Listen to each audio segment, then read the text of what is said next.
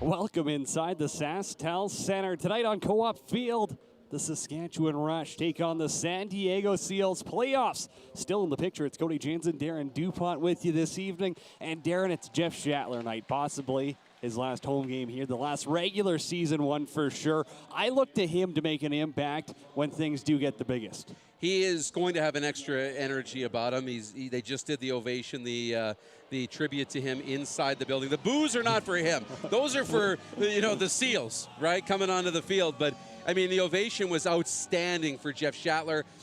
He is heart and soul, and he rises to big moments, so I expect that tonight. San Diego coming in on a 5-game losing skid. The Rush have won 2 straight. Goaltending going to be a key. You got the second and the third best goaltenders in the league based on goals against averages. Yeah, you don't expect a lot of goals, so if a team gets up, you know that there's going to be an opportunity for them to hold it. We'll step aside for the anthems and come back with the game on the Rush Radio Network.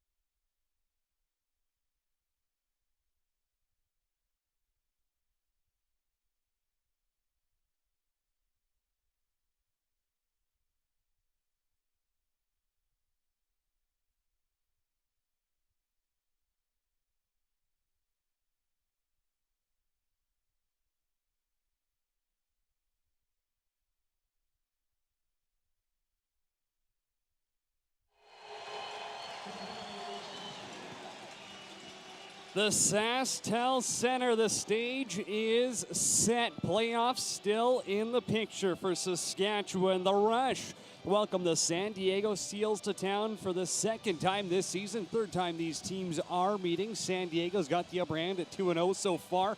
Let's take a look at your starting goaltenders for tonight's contest. Frank Chiliano is going to go, the 6'4" Coquitlam product. He's got a 7-7 record this season.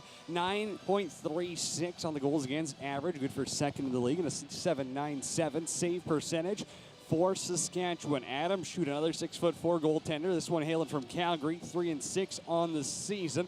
2014 second round pick for him. Got a 9.87 goals against average. Good for third in the entire league, and a 7.58 save percentage. This one's a big one. San Diego's lost 5 straight. They're looking to hop on a win streak going into playoffs. A win for them would clinch a home playoff date for the Seals at Pechanga. For Cooper Perkins and company for Saskatchewan, they need to win to make the playoffs. Darren Dupont, Sabina Bader with me. It's Cody Jansen on the Rush Radio Network. Thank you for taking time this evening and joining us in the greatest barn in the NLL. Darren, what are you looking forward to for Saskatchewan to get off to a good start here? Yeah, it's going to be important that they work well in transition. Sometimes they can get a little bit not patient enough and rush things. Just, settle things down, work well in transition, but, play with the lead.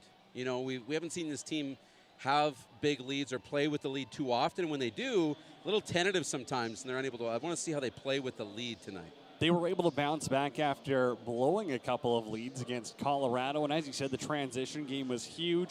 Mike Mallory had the 8th of the game, Holden Garland with the game winner. It was a different-looking squad against the best team in the West. Yeah, it really was. It was a team that, played a complete game, and you're going to need to do that again against San Diego. I know they haven't been good lately, but this is still one of the better teams in the NLL. And for San Diego, they are coming off a loss against Panther City, 11-10. That's been the score of their last 2 losses. The one before that came against Colorado, but it looks like we are good to go. It'll be Tyson Bomberry on the draw for San Diego.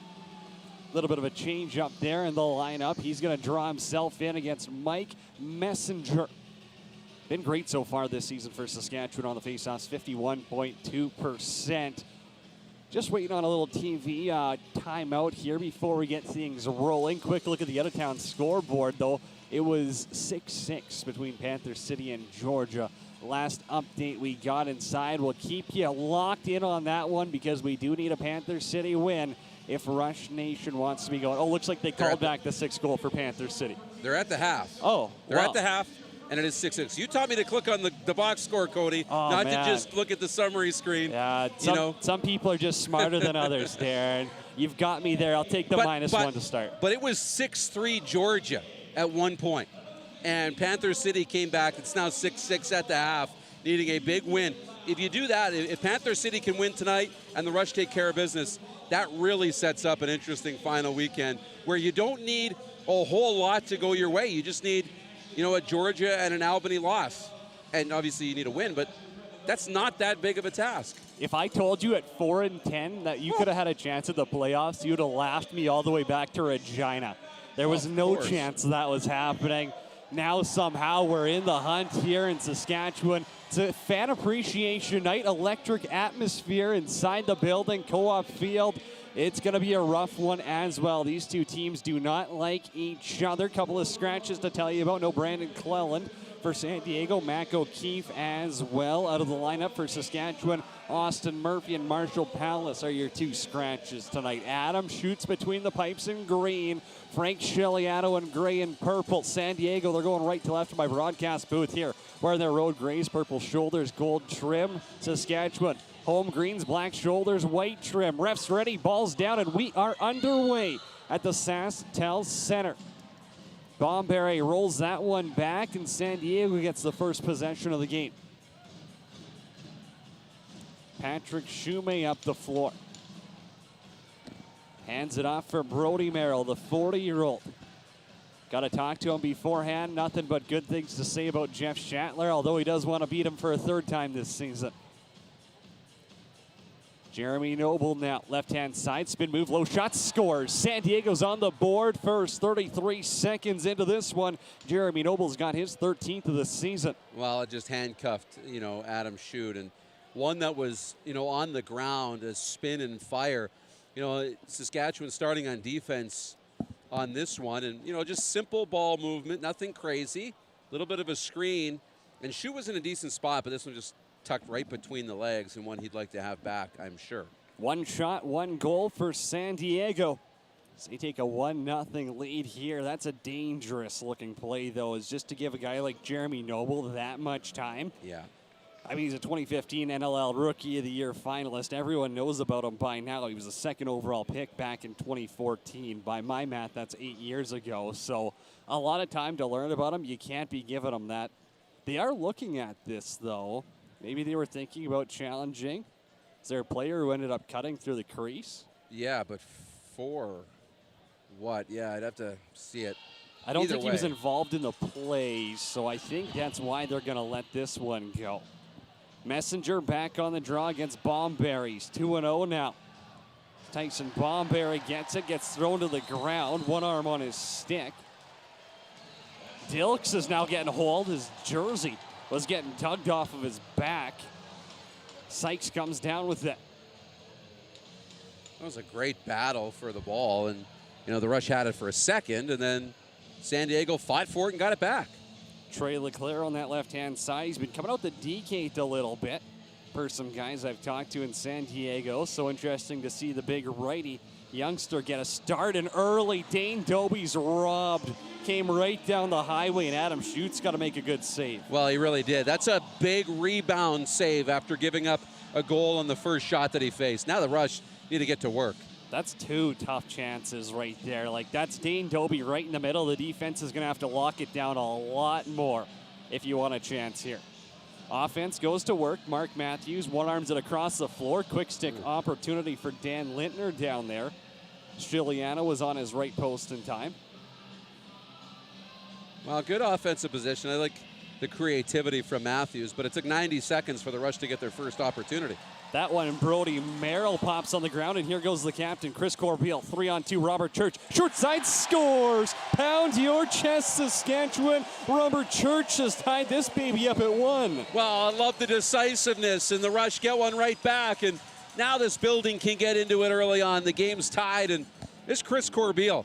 He leads this up the floor on a 3-on-2 in transition, finds Church as the third guy coming off the wall, and he just decided he had a lane to shoot, took it short side, and you know what? If I'm Robert Church, I'm taking that shot more often than not, because we're one of the elite goal scorers in the NLL with a clean look. He didn't miss. What I liked about that play from Chris Corbeil, it's such a veteran play, to move it quick. Don't think for 3 or 4 seconds about it. Say, hey, I've got Robert Church. This ain't just anyone coming off the bench. This is Robert Church, and now he's got 33 goals on the year. None bigger than that one at this point. It's 1-1. Great point, yeah, and that was the captain just being really decisive in a veteran move. Face-off scramble. Bobby Kidd III's got to come back to help out. Chris Corbeil there as well. Kyle Rubish, a loose ball machine, taking a couple of pushes down low. No surprise he came out of it for a second, and Mike Messenger's there to help. Oh, great job. It's been a little scrambly at times in those loose balls, but just a great job to get it back, and then Messenger lost it there. Messenger tried to do it by himself there. He tries that bull rush right into the defender, really forces the action. As a defender, it's like, what do I do here? It's a field lacrosse play right there. He just couldn't hang on to it. Jeremy Noble back up top again. Dane Dobie will feed him. The right, he had some space again. Here's Dobie, sub shot, kick stop by Schutt.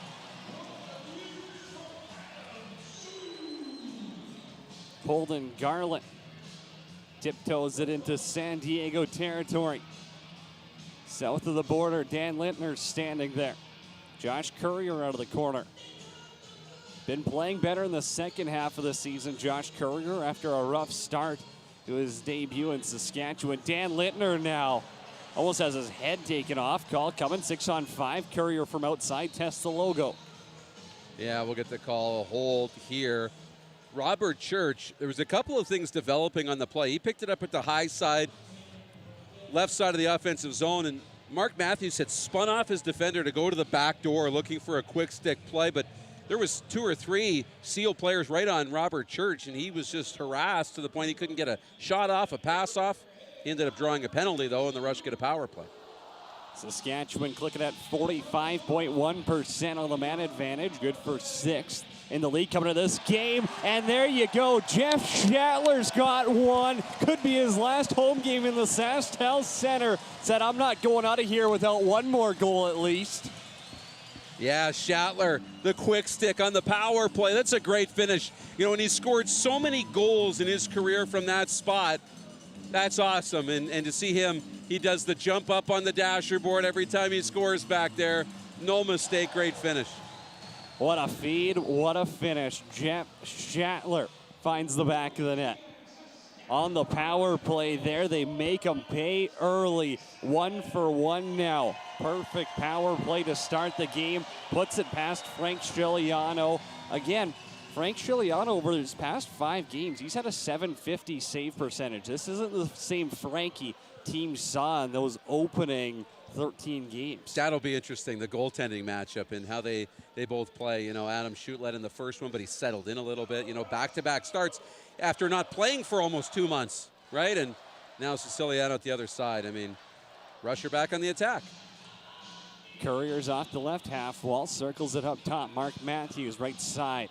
Little pick and pop back up top. Ryan Keenan a lot stronger than Tyson Bomberry, I believe that was, and he sent him for a ride. Here's Trey LeClaire. Austin Stotts off the bench, stopped by Schutt. That's now 3 saves in a row for Adam Schutt, and none of them have been easy. No, that was a great look. LeClaire right in the middle. Austin Stotts had 6 points the last time he was in this building. Brett Hickey over to Stotts. Shot goes wide. Berg again. Adam Schutt kicks it with the left pad. Well, he's settled in, and that's huge. Led in the first one, but what resilience to not let it bother him and to be able to settle in and make the next 4 saves. Ryan Dilks now got into town a little late. Had some travel issues. Let's just say it was a lot longer than a typical St. Albert to Saskatoon travel day for him. Mark Matthews now around the boards. Patrick Shumay gets tossed. Mark Matthews puts him in a blender. And now Robert Church, a little cross-check in front. The San Diego defender goes for a big flop. I believe that was Brody Merrill down there. There's going to be a penalty here against Saskatchewan. It'll go against Church. As Merrill went after Matthews after that one, and Church just gave him a little shot in the back, said, hey, smarten up. One drops to the ground, one gets a call. Westberg's up top. Backdoor for Doby. Tipped over the net by Stotts. Now Noble's shot got stopped by Schutt. Went off of his shoulder. So they will give him a shot clock reset here. We'll still play 6-on-5. Well, it's a long time. You know, delayed penalty. It is like the power play continues here for San Diego.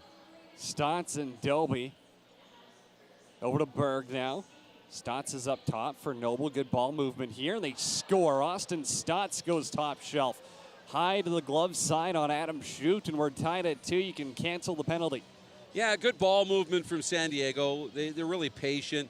They found their guy and Stotts at the top. But, you know, the delayed penalty, Matthews back down in the San Diego zone, had a San Diego player. They're playing really tough, physically defensive lacrosse here. Matthews with a stiff arm threw the player to the ground. He came up a little bit upset, and then Church is like, I'm not going to let you do that, and gave him a little shot. I don't hate that at all, but the game's tied, and that's the unfortunate side. There's a lot worse penalties you could realistically take. I guess this won't even come up as a penalty on Robert Church's resume when he looks at point streak. Well, it's not point streak anymore after the season. No free ads. So when he looks at the stat pack after the season, as we head back to the line, Mike Messenger on against Bomberry.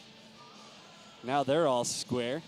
2 wins apiece on the line. Tyson Bomberry taking draws. I thought it was going to be Eli Gobrecht taking them. Bomberry stepped in, the new father for San Diego. Garland's up top. Keenan's off the bench.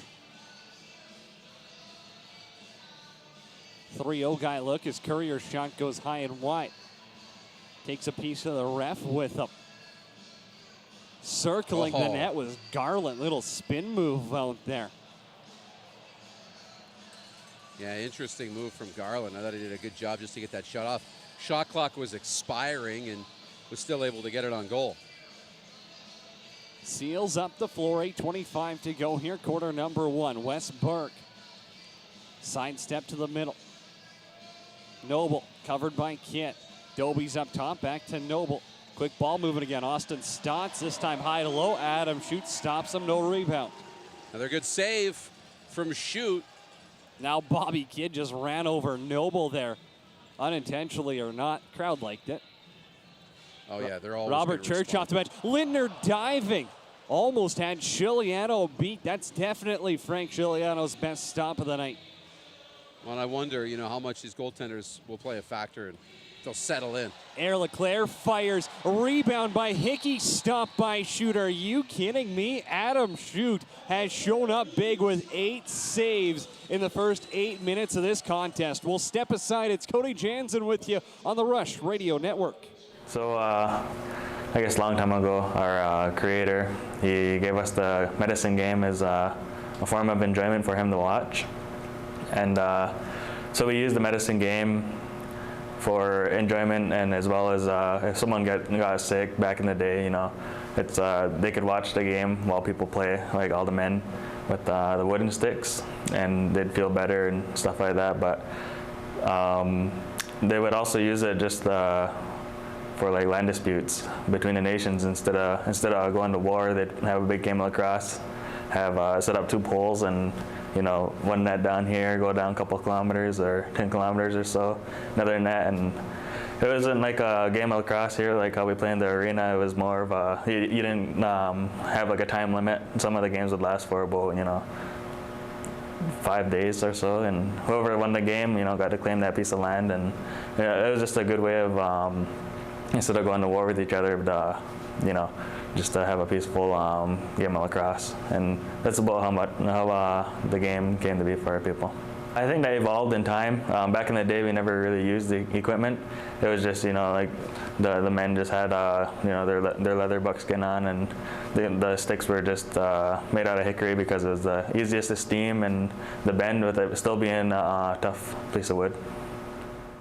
High-scoring start inside the SaskTel Center. It's Cody Jansen, Darren DuPont, on with you on the Rush Radio Network. Saturday on Co-op Field. Been a battle early. Adam Schute's got 8 saves in the first 8 minutes of this contest.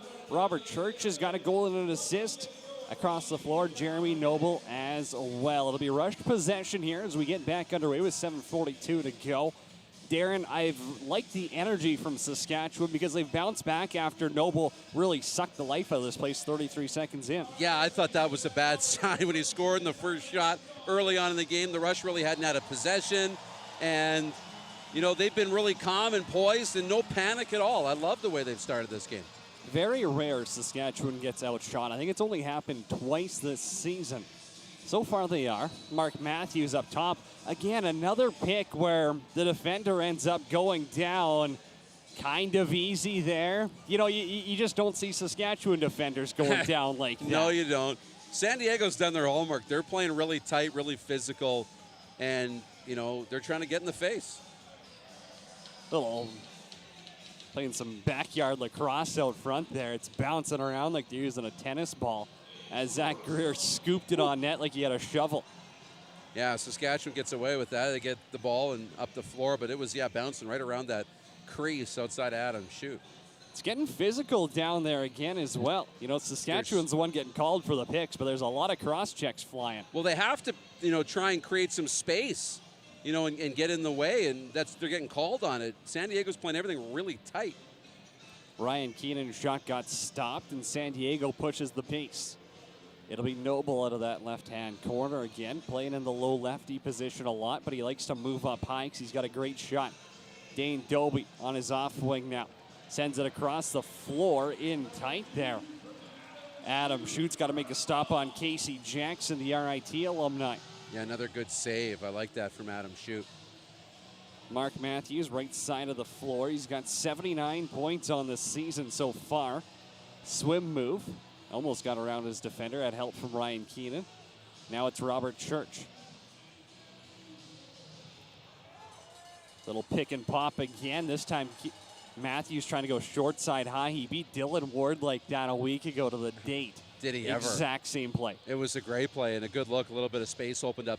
The more the Rush can do that, move the ball quickly and with purpose, when you're checking really tight, that'll open up some room for them offensively. You know, Jimmy Quinlan's, you know, looking at how they're going to find some room.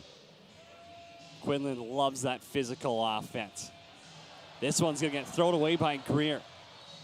Here's Ryan Dilks. Wisely waits. That's such a veteran play by Ryan Dilks right there to just watch the ball roll over and get a fresh 30 for the O. Don't pick it up and have to play 1-on-4. Let the refs let you, set up. It's a great look because as a fan, you watch him be like, if he goes, he's got a clear break. But you don't see they've got a change already in progress, and it wasn't going to be clean. Ryan Keenan now 12 on the shot clock. Over to Lintner. A little bit outside. Defender all over him as Drew Belgrave pushes him to the outside. Now Lintner falling.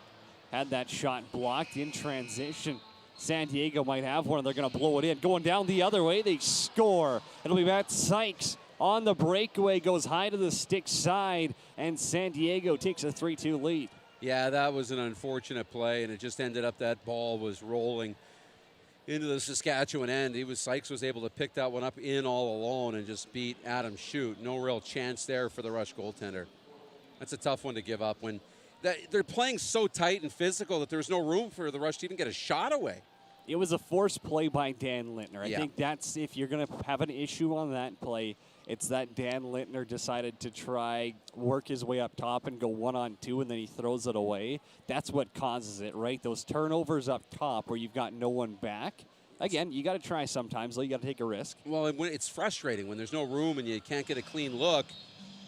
Everything in your body is telling you to try and put this on goal and not just flip it into the corner, but Corbeil just passed that through his legs to Kyle Rubish off the draw. Oh, my goodness. When you think the D guys don't have that much skill and then you watch them, it's kind of just like watching like a fourth liner in the NHL, right? It's like even the depth guys are just incredible. Oh, so good. And Corbeil is one of the best. Mark Matthews again trying to go short side. This one's going to bounce into the San Diego bench. And with 4:29 left to go in quarter number one, we'll step aside once more. You're listening to the Rush Radio Network. This message is for Hockey Canada and to the International Hockey Federation. Regina and Saskatoon are a great place to host because we proceed forward with collaboration, a readiness from our tourism industry as well as our cities, financially, with volunteers, and with incredible facilities that we can meet all the needs necessary for the World Juniors. Hockey is in our blood in Saskatchewan. I was there in 2010 for the gold medal game at SaskTel Centre, and our city and our province were electric. We have an incredible team that has pulled together to make this bid happen in short notice, and we know we're ready to host the world. And there is a hunger to get back together and celebrate. Saskatoon is committed in every way to host an absolutely amazing World Juniors tournament. We are committed financially here in our city and in our province. Our cities are more than ready to host. We are at the heart of hockey in Canada and the world. We have more professional hockey players per capita than anywhere else. We look forward to welcoming hockey players from around the world to our cities and our province. Hockey Canada, we got this.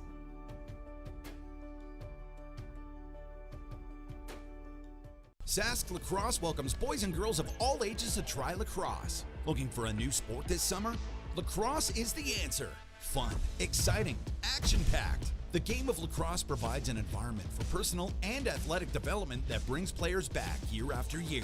Join the lacrosse family by visiting sasklacrosse.net/content/associations to find a club near you. Make this summer count. Make this summer lacrosse.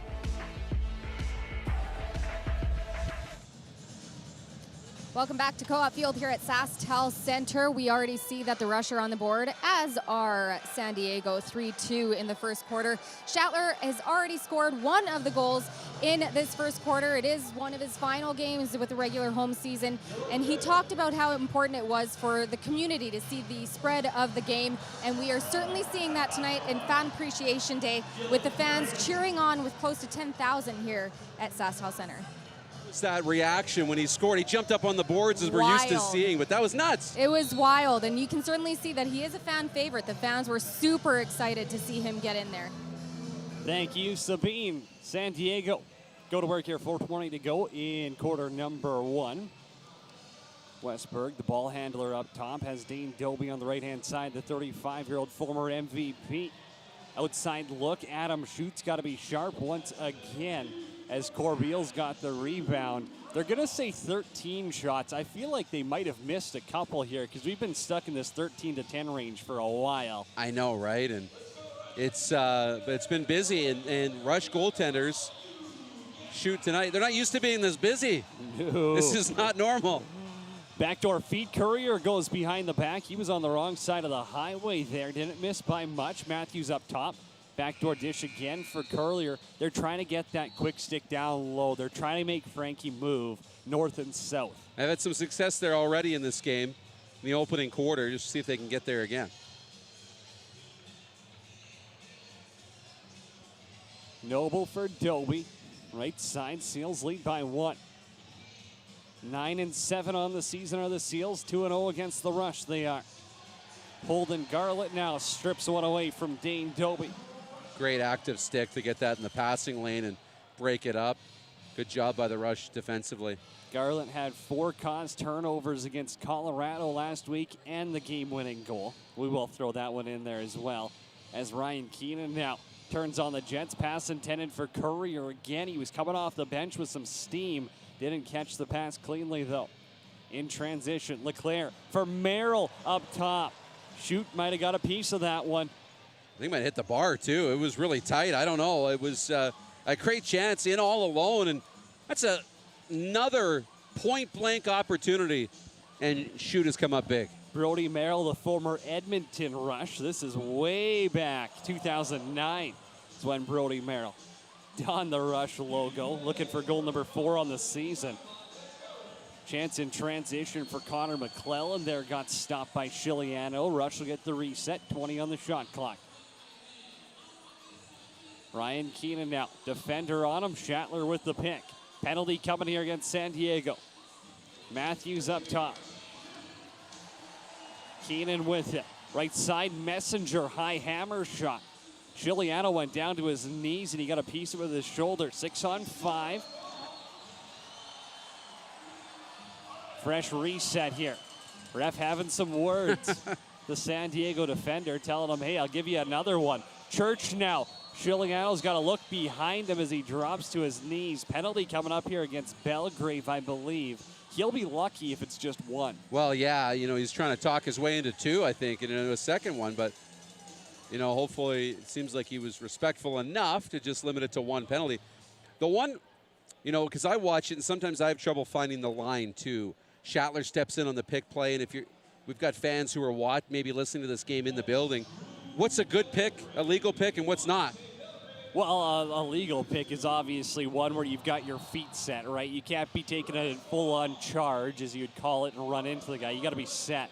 You can't step in front of him in the lane, but if you're in the spot and occupy the space, then you're entitled to your space. It's very similar to basketball, and as well, you can't have a cross-check motion when setting that pick, and that's why a lot of the guys use what you call a bee sting or a butt pick, where you're not using your stick technically to make that pick. Yeah. Robert Church up top for Matthews again. This time it'll be Keenan there. Took a big hit, still put it on goal. Chiliano with the stop. Rush are 1-for-1 on the power play. Here comes Chris Corbeil, but a penalty's coming. Yeah. Looks like Dan Lintner tried to block that pass and might have got a piece of Chiliano's stick. Just unfortunate play, but realistically it's undisciplined. Yeah, he's still arguing it. Doesn't think he made contact. I don't know, but either way, he's going to the box, and the power play is over. That's a tough one. Crease interference will be the call, so their power play lasts all of 30 seconds. Play 4-on-4, and this definitely benefits San Diego's offense because the more space they have, the more room which one of their weapons have. They've got about 17 players there that have offensive threat ability. Scratched a guy in Mac O'Keefe, the Penn State alumni for this game, who'd be coming out the O-gate for most teams in the league. Dane Dobie now backhand dish, got knocked down by Dilks. Jeremy Noble with it up top is Austin Stotts. Low fake, high shot, and he scores. The lead's 2 now for San Diego. What a shot right into the top corner, and you're right, a little fake low, and that was enough just to open up some room in the top corner, and good finish, and that kind of quiets the building down here late in the opening quarter with just under a minute to go, and some 4-on-4 still, a minute 12 of 4-on-4. We're going to finish the quarter at 4-on-4. Austin Stotts, 2 goals on 4 shots in this first quarter here. Nice little slip up on that one. What happened to, the slow kind of run he's been on, right? And Not in the opening quarter. This has been a great start for him. Their big three of Stotts, Doby, and Berg have been very quiet in their last 5 games. All 5 losses combined, they've only averaged 4.6 goals per game. So to see them get off the proverbial schneid here has been a change of pace for Pat Merrill and company. You know, Josh Sanderson loves to see it on the O-gate as well. Yeah. Here's Noble again, 11 on the shot clock. Backdoor pass intended for Zach Greer, former Saskatchewan Rush. Has it up top. Noble again, sub shot. Adam Schutt's got to be sharp. Greer up top. Now they're going to get a timeout in with 19.6 seconds left to draw something up. It's only 4-2 right now, but at 16 shots, 8 of those have been grade A chances. Well, that's on pace for what, 64 shots. It's a lot of shots.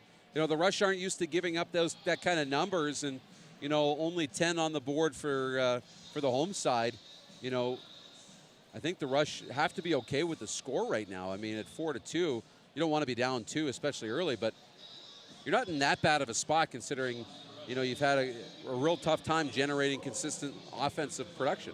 Could be a lot worse if not for Adam Schutt here. Like, when you think about big quarters, his best quarters all season, this has to be up there. I know he had a really good one against Colorado there too, but yeah, you mentioned the shots on goal as well. So San Diego this season, they're averaging just over 50 a game. Yeah. Saskatchewan averaging 44 against per game. That's the top in the league for Saskatchewan. They don't allow that many shots, but well, San Diego's almost halfway there, and we haven't even played 15 minutes yet. I know. It's been a really good start on the road for San Diego, and the Rush just need to settle things down a little bit here and get out of this quarter in this 19.6 without giving up another one. This is a big moment. 5-on-4. Frank Chiliano is on the bench. There's 2 men in the box, 1 from each team. Austin Stotts holds it up top. 2 goals. He's on hat-trick watch.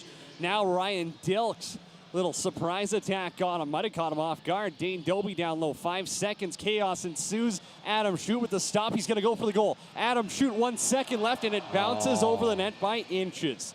Adam Schutt almost cut the lead in half. Well, he almost did. What a great job by Schutt. But Dilks, too, because the San Diego player was looking up at the clock, just waiting, thinking everyone's just going to let him run it down.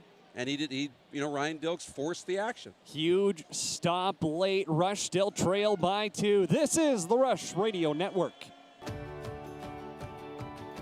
This message is for Hockey Canada and to the International Hockey Federation. Regina and Saskatoon are a great place to host because we proceed forward with collaboration, a readiness from our tourism industry as well as our cities, financially, with volunteers, and with incredible facilities that we can meet all the needs necessary for the World Juniors. Hockey is in our blood in Saskatchewan. I was there in 2010 for the gold medal game at SaskTel Centre, and our city and our province were electric. We have an incredible team that has pulled together to make this bid happen in short notice, and we know we're ready to host the world. And there is a hunger to get back together and celebrate. Saskatoon is committed in every way to host an absolutely amazing World Juniors tournament.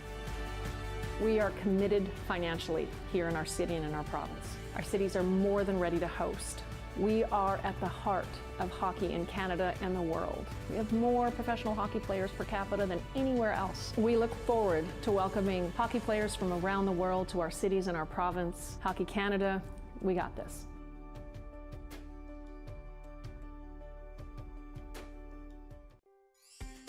When you buy a lottery ticket in Saskatchewan, your money really goes a long way.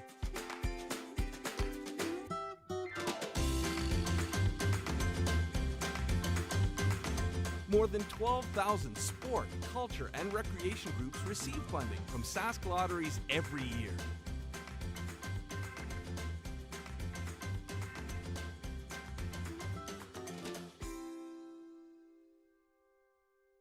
Sask Lacrosse welcomes boys and girls of all ages to try lacrosse. Looking for a new sport this summer?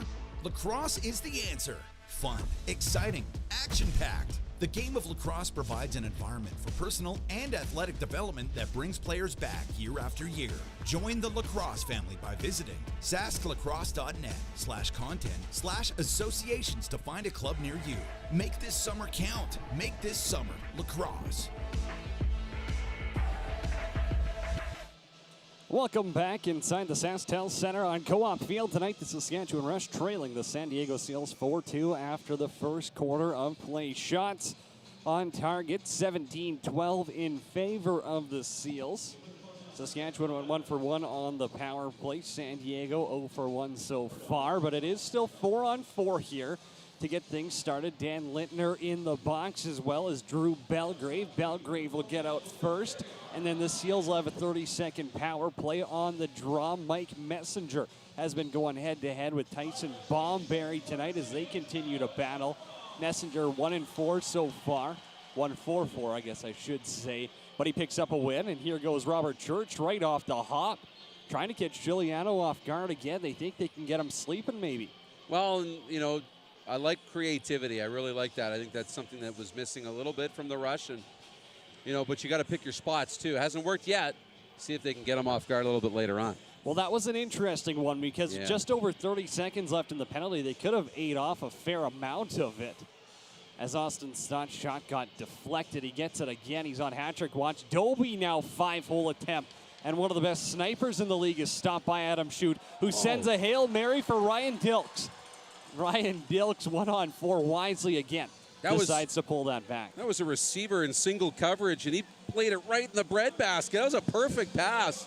Dilks didn't just have the opening, though, to go in all alone. But looks like Darian Durant in his prime. Yes. Here's Mark Matthews, bouncer on goal. Giuliano puts all 275 pounds of himself in the way. Another good stop again. In transition, little twister attempt, this time from Graydon Bradley. He's looking for his second of the season, missed the net, and ended up going through the crease, too.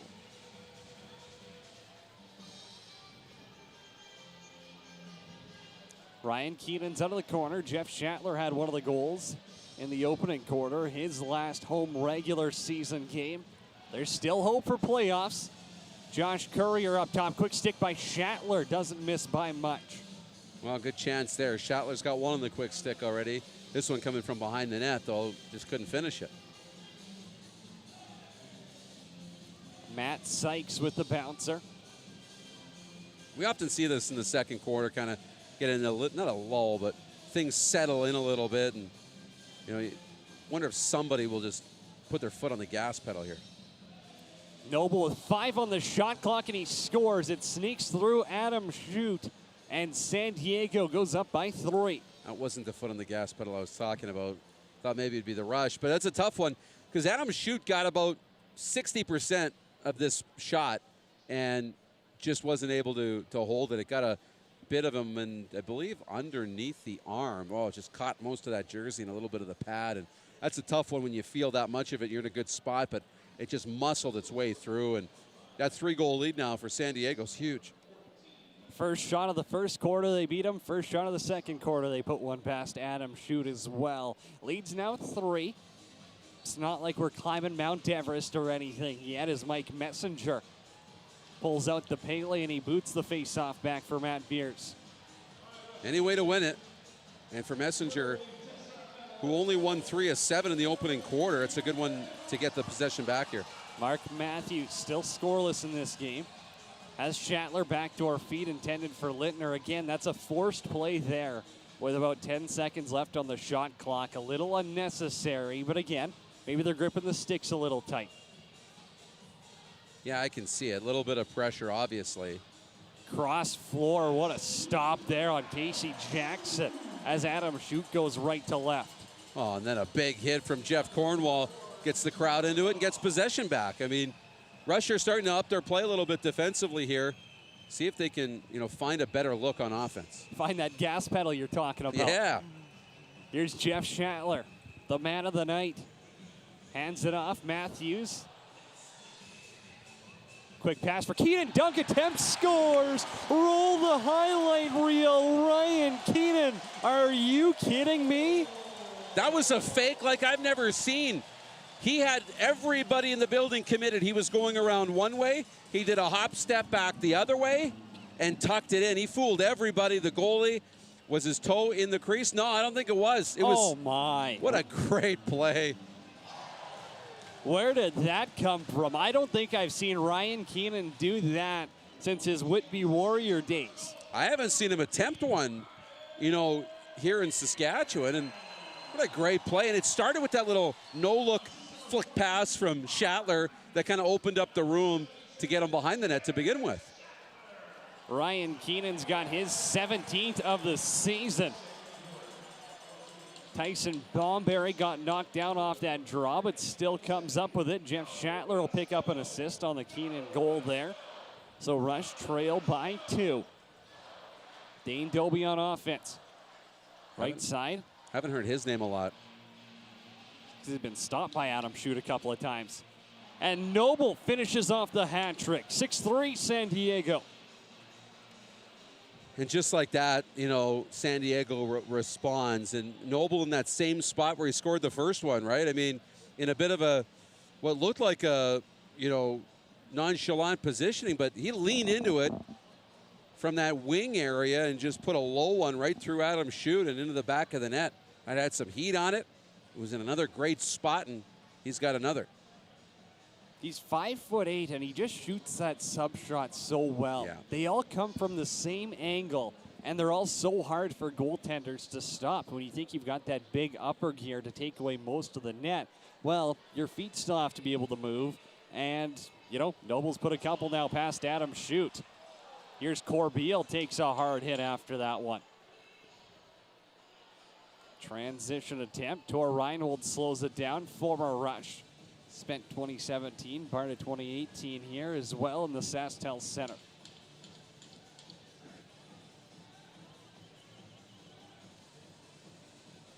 Dobie's off the bench. Bounces it on that left-hand side. Little give and go from Berg, and Dobie scores. On the score sheet, it's 7-3, and I think we're seeing a goaltending change.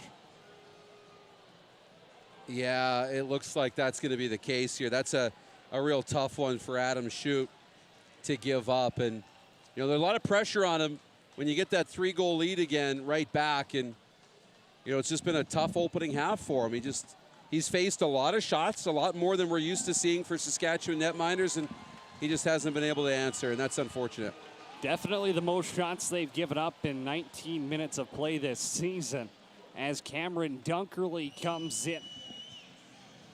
The Orangeville product, former Victoria Shamrock goaltender, took him a memento.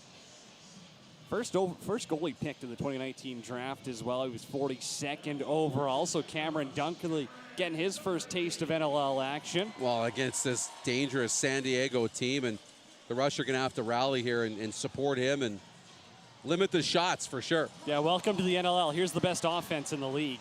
Yeah. As Matt Beers takes a heavy hit from Matt Sykes. There's not too many people that can throw the body on Matt Beers. And now Jordy Jones-Smith takes one up high. That's right off the melon. Garland hops in to have a few words with Gobrecht. Dangerous hit there. Good to see Jordy Jones-Smith get off. That could have been a lot worse. Yeah, it really could have. And, you know, Ryan Dilks coming in to exchange words too. I'm sure Chris Corbeil's not going to be far behind. He's right there. It was a tough one because it's a 50-50 ball. They're both going at it. You know, a Saskatchewan player, you know, goes for the ball, and the San Diego player goes for the high hit. You got to play the ball, though. That's all part of the game here. So yeah. You got to watch a replay in the building at least. You know, if you don't try play the ball at all, like, that's the thing. And he's in the box because of it. Should be a 5-minute major. Well, it's one of those dangerous plays, right? And especially when we want to get the head hits out of the game. Those are the dangerous ones. Well, here's an opportunity now. You got a major power play, and you're down by 4. You got a chance to capitalize for 3 at least. Backdoor Lintner's there. Out front, quick stick scores. Ryan Keenan on the power play. He's got 2 on the night, and it's 7-4. Yeah, good job on the power play. That's one area, you know, the Rush haven't had any issues with so far. Second power play goal, and just so patient moving it around, and then found some room at the top of the crease. Hasn't been a common place. Like they haven't really tried to find room in the middle like that.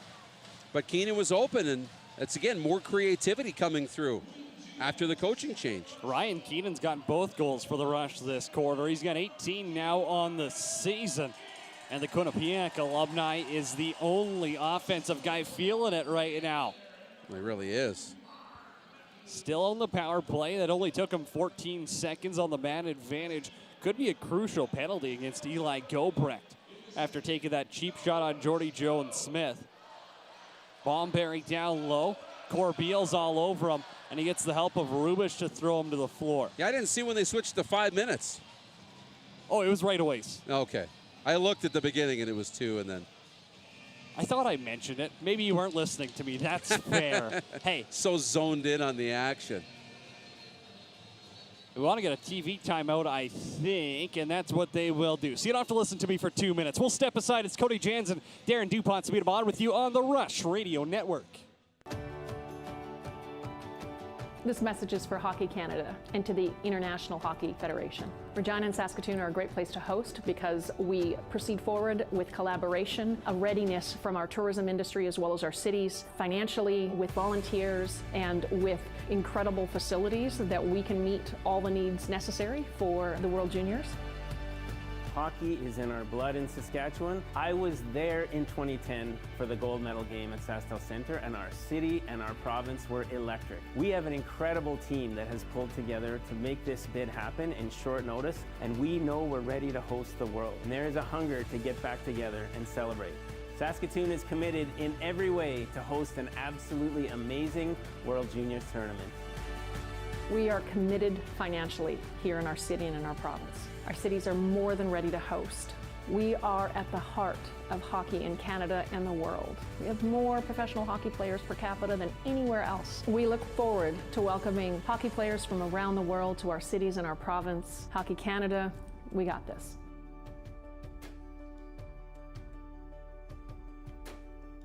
Sask Lacrosse welcomes boys and girls of all ages to try lacrosse. Looking for a new sport this summer?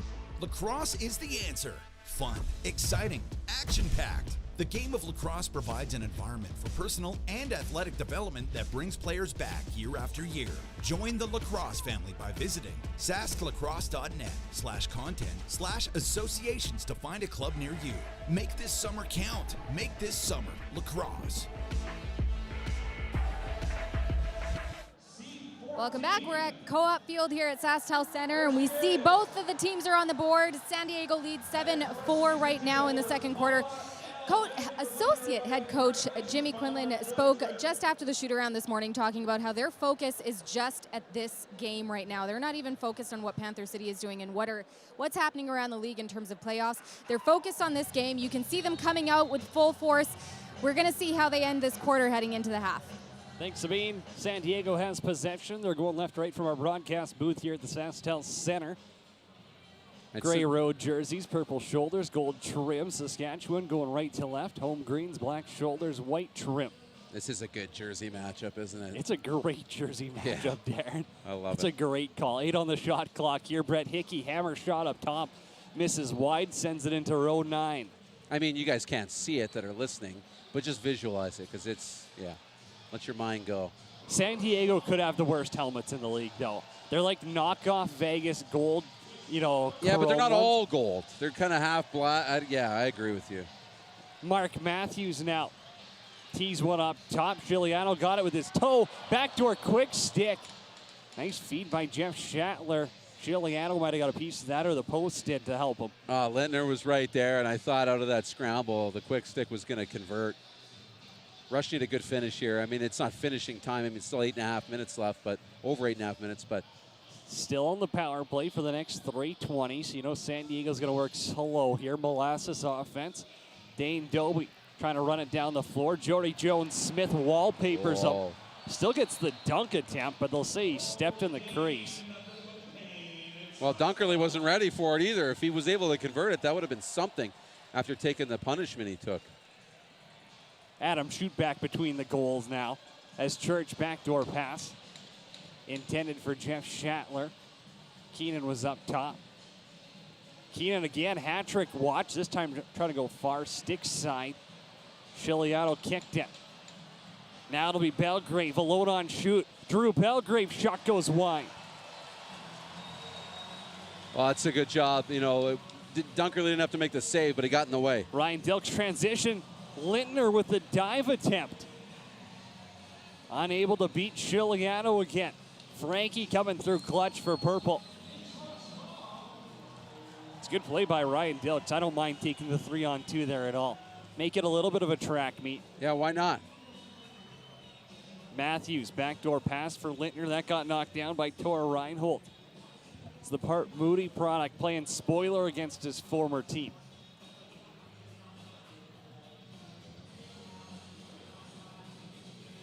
Well, Rush got to bear down when they get the ball back here and see if they can't get a second one on this You power need play. one more on the power play for sure. Noble's got a hat trick already. Cornwall defend. Across the floor, sub shot. Adam Schutt's got to be sharp, and that's one they've beat him on before from the outside there as Merrill let it fly. Mark Matthews just stood up Tyson Bomberry. He's a man That's child. a heavy collision. Keenan for Matthews. He'll steer the ship on this power play. Church is on the left-hand side. To the middle, Robert Church. This one goes over the goal. Lintner's behind the net. You know he wants the dunk. Here's Church again. Out front, back for Schattler. Quick stick, too late. Yeah, they're going to be down to one, probably, one, maybe two possessions if they're quick on this power play. Still 6.5 minutes to go in the half, but on a 5-minute power play, you'll want at least two. They got one, and they got a second one here. They'd be in a pretty good spot. Westberg left side, 6:15 to go, quarter number 2. Seals lead 7-4. It's Cody Jansen, Darren DuPont, Sabita Mod with you on the Rush Radio Network here. Saskatchewan still on the power play for the next 44 seconds. They're going back to their power play one again, saying we need the big guns to show up, trailing by 3. Jeff Schattler's out of the corner. His last dance. Out in front, Schattler's got it. Pump fake, 5-hole attempt. No dice. The wickets got closed by Chiliano. Oh, good save. But a good look from Schattler. Chiliano coming into the game has a 797 save percentage and a 9.36 goals against average. Good for second in the entire NLL. Brett Hickey's out of the corner. 7 on the shot clock. Gobrecht's coming out of the box. So we'll be back to even strength. Bouncer by Greer goes wide. Holden Garland slow to get off on his own power. We'll keep an eye on that one. Pardon me, that's Mike Mallory. Garland had the ball. Courier down to the corner. Messenger stands, waits for him. Josh Courier, the Peterborough product for Mark Matthews. Outside shot again. Just too far out. Too much time. Frank Chiliano, if he can see it, 92 is going to watch it hit his pads every time. Yeah, for sure. Matthews wants to get a little tighter, and he's got to be more patient. There's just no room to get any closer. Keenan for Courier. Got to find a way to penetrate the middle somehow. Josh Courier now put it on goal. Messenger with the rebound, drives the goal. Courier's got the rebound attempt again. That shot went wide, though. There's bodies all over the floor. Yeah, multiple shots, multiple rebounds taken by the Rush, but they can't convert. They've had some really good looks and some good chances, but when you're forced to shoot from the outside and you're making life easy a little bit on their goaltender. Dane Dobie now, high lefty position. Drives the net, has to avoid the crease. Tries to spin over to his forehand. Ball got blocked. What a stop by Adam Schutt. Westberg got a lucky bounce, had the whole net to look at it. Adam Schutt, that's his best stop of the night. Wow, great stop coming back in and good poise. That's a game saver kind of at a key moment. Saves it for me in a 4-goal lead for San Diego. Here's Robert Church. Little give and go with Matthews. Matthews now behind the net. Keenan wants another dunk attempt. Gets thrown to the ground by Reinhold and will step aside inside the SaskTel Center. Rush trail by 3 on the Rush Radio Network. Why did you decide to join the Saskatchewan Rush team? It's a little bit both ways. So they were interested in me. I played 1 year in Boston, and then they asked us if I wanted to play in Edmonton. And I heard great things about the coaching staff and the team. So I moved to Edmonton, played with them for a little bit. And then once the team moved to Saskatchewan, I followed the team to Sask, and it was a great decision because we love it here in Sask. It's been nothing but positive and nothing but support from some of the greatest fans in lacrosse. That's great. What's your favorite part of playing lacrosse? My favorite part is probably how fast it is, how much contact there is. I like, especially since I play defense, I like to be able to hit people and not get in trouble for it. They actually pay me to hit people, which is crazy, right? And it's just a very unique sport that not a lot of people know about, but hopefully one day it'll be as popular as the NHL and NBA. What's your favorite snack? It'd be hard for me not to say Dilks pickled chips because that was one of the coolest things that ever happened to me. And then they're actually a really good chip too, so that helped. What's your favorite snack? I like Skittles. Skittles, just the plain ones or the sour ones or the raspberry ones? I like the berry ones and the sour ones. Oh, nice. Those are good. They never get old. All right. Thanks for all the support, Kyle. Have a great night, okay? So bye. Back here at Co-op Field at SaskTel Center, you may be wondering what happened with goaltending. Well, Adam Shute is back in. It seems like he might have needed a little break. He has some contact lens solution that he's got on the bench, and he's back in. Dunkerley was in just for a short time, but we're seeing Adam Shute back, and he's already made some blocks, so we'll see how this rest of this quarter goes. Yeah, thanks. I mean, he's settled in, after getting back in, and that's a coaching move, right? When you've let in a few and things aren't looking good, you bring him off, but to keep his confidence up, Adam Schute's your guy right now, and you get him to take a little breather.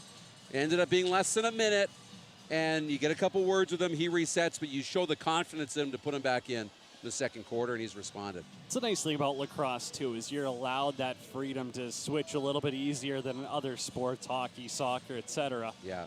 So you give him that breather, you let him get set. If he needs contact, solution. If he needs a drink, whatever. And now we got some rough stuff as Noble and Garland are getting into it. Noble's got a hold of Garland's stick. He's not happy about that one. Gave him a couple extra shots. The ref didn't call the hold, so he went back after him. They're going to take them both. No, are they not? So Garland's going to take the only penalty on this one, it looks like, and the Rush are going to be shorthanded. He's not arguing it too much going to the bench, but I thought they were going to take them both right away. Well, I wonder if we'll get a replay of this one, because you can see Noble run away with Garland's stick. I could understand if he's stealing Shatler's stick in his last home game, possibly, but holding Garland's? Yeah, it's a tough one. Yeah, at least it's a souvenir, right? Westberg on the power play for Dane Doby. High shot sizzles past the coconut of Adam Shute. Ball on the turf. McClellan scoops it back, and it'll be rush ball. Yeah, good battle down low, and that's a tough one. There was no room to be had. Say Doby capped it, and Belgrave's got to come back. Couple of one-arm whacks on Messenger. Now he tries the axe overhand. Sometimes they'll get called. That was right on the wrist, too. But Messenger's not one to sell a call. Oh, no. He sits there and openly welcomes the abuse. Unless it's his helmet coming off. That's right. Ryan Keenan's on the outside. Now he's on hat-trick watch. Robert Church fires a little fadeaway with 2:13 to go here in quarter number 2. Saskatchewan trying to cut down on this 3-goal deficit they face currently. San Diego on a 5-game losing skid coming into tonight's contest. Saskatchewan 2 straight wins, including one over the best in the West, the Colorado Mammoth. Austin Stotts now tries to go high this time on Adam Shute. Good positioning. Nice and square, makes a save, controls the rebound.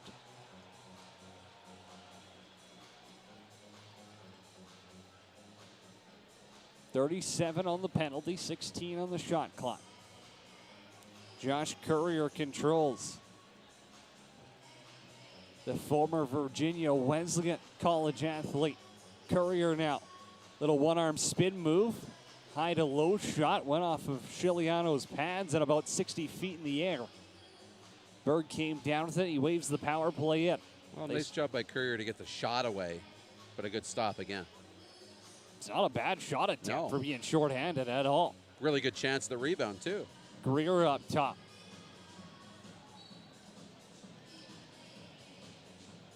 Pass into the corner. It was Jackson who tried to quick stick it. Found the net. Just it was above the glass. Yeah, and they killed off the penalty. San Diego now 0 for 2 on the power play. Here's Dan Lintner, Superman attempt. Might have gone off the side of the goal there. Robert Church one-arms it as his stick knocked out of his hands. Chiliano scoops up the loose ball off the turf.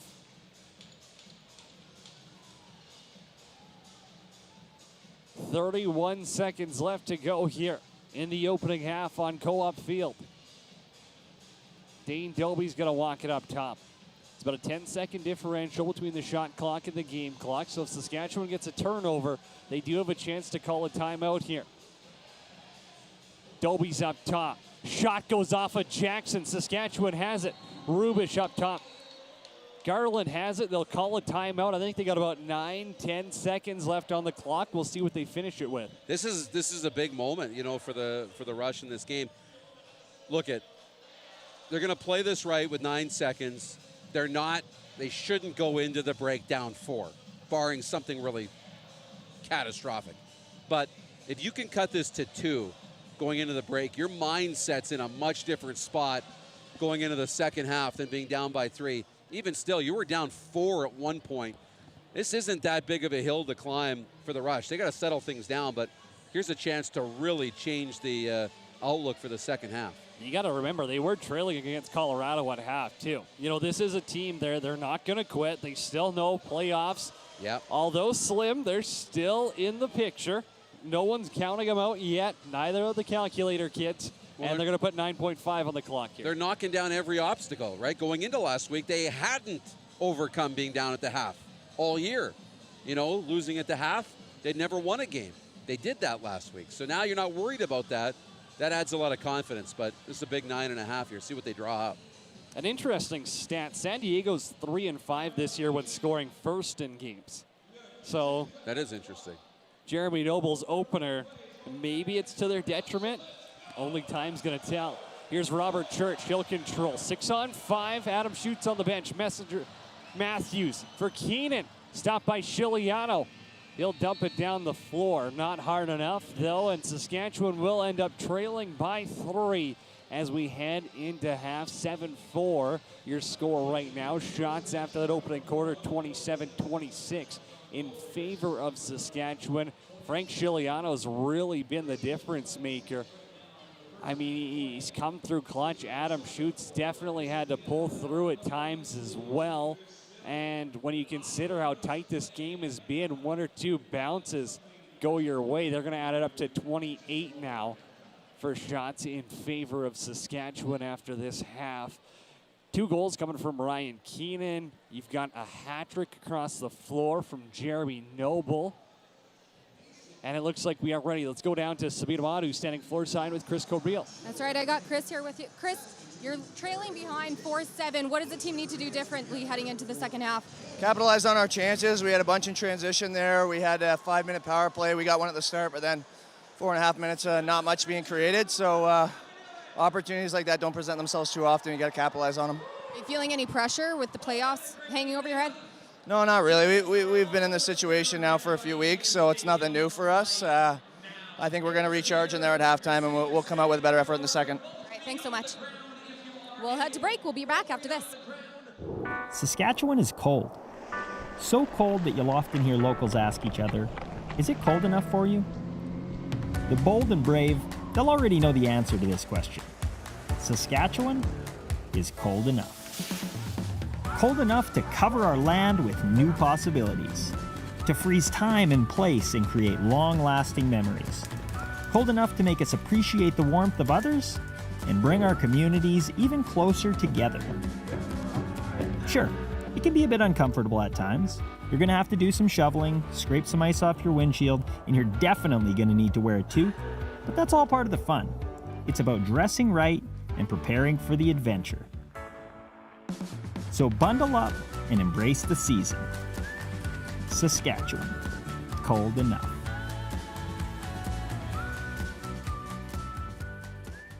Sask Lacrosse welcomes boys and girls of all ages to try lacrosse. Looking for a new sport this summer? Lacrosse is the answer. Fun, exciting, action-packed. The game of lacrosse provides an environment for personal and athletic development that brings players back year after year.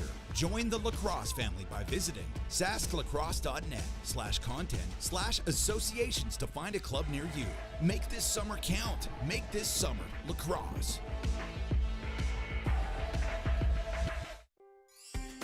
When you buy a lottery ticket in Saskatchewan, your money really goes a long way.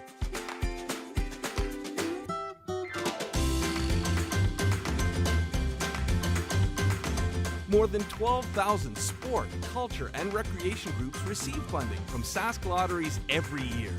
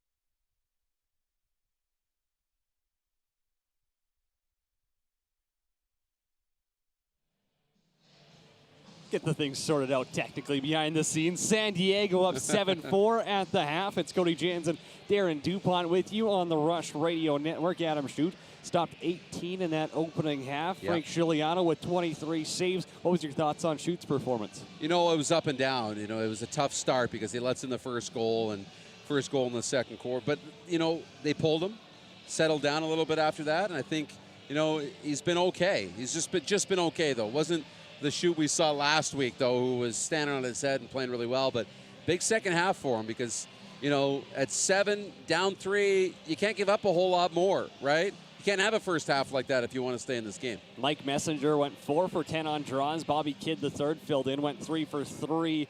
Tyson Bomberry's been dominating, though. It seems like he's winning every one. Bobby Kidd, the third, is giving the Rush the opportunity to put Messenger, give him more time on offense, which has been nice.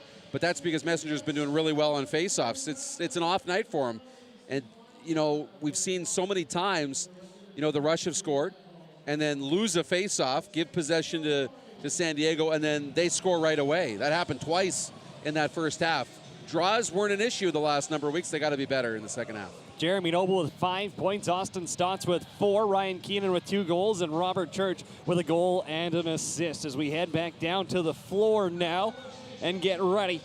Messenger looks to get set to go. It'll be Messenger against Bomberry once again on the draw. Just waiting to get the TV timeout sorted here. Yeah, the big start, you know, to this third quarter will be important. Getting one quick. To cut the lead down to 2 or 1 here in the next 5 minutes, that'll be a near victory if you're Saskatchewan right now.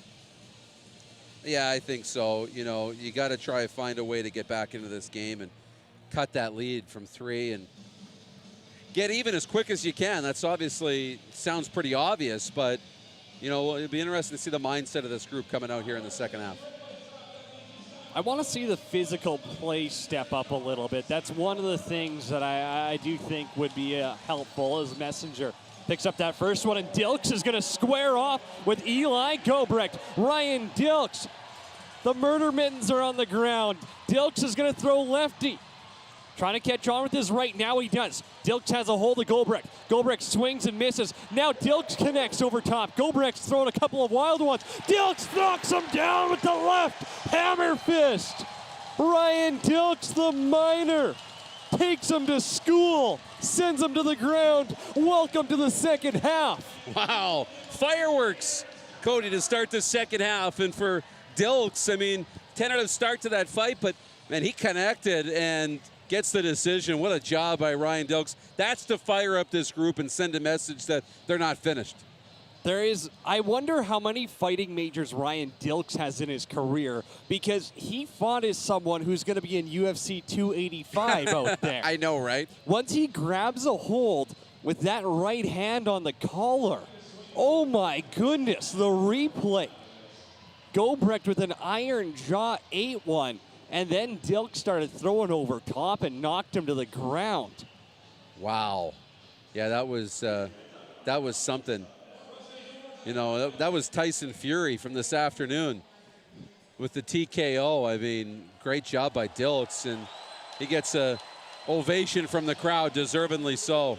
I think Gobrecht's got to head off for some repairs there. Looking a little worse for wear as he heads down the tunnel.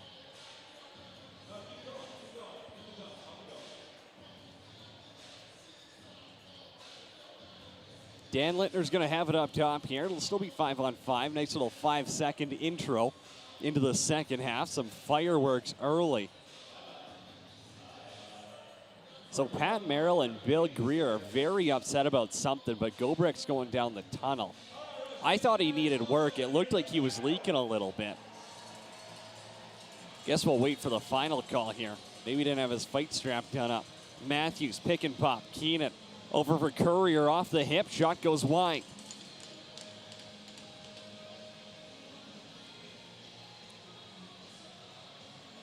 Patrick Shumay books it up the floor. Wes Berg off the bench. Shot got blocked, I believe, by Corbeil. Playing goaltender there. Makes his first stop of the night. Yeah, a good one, too. Jeremy Noble.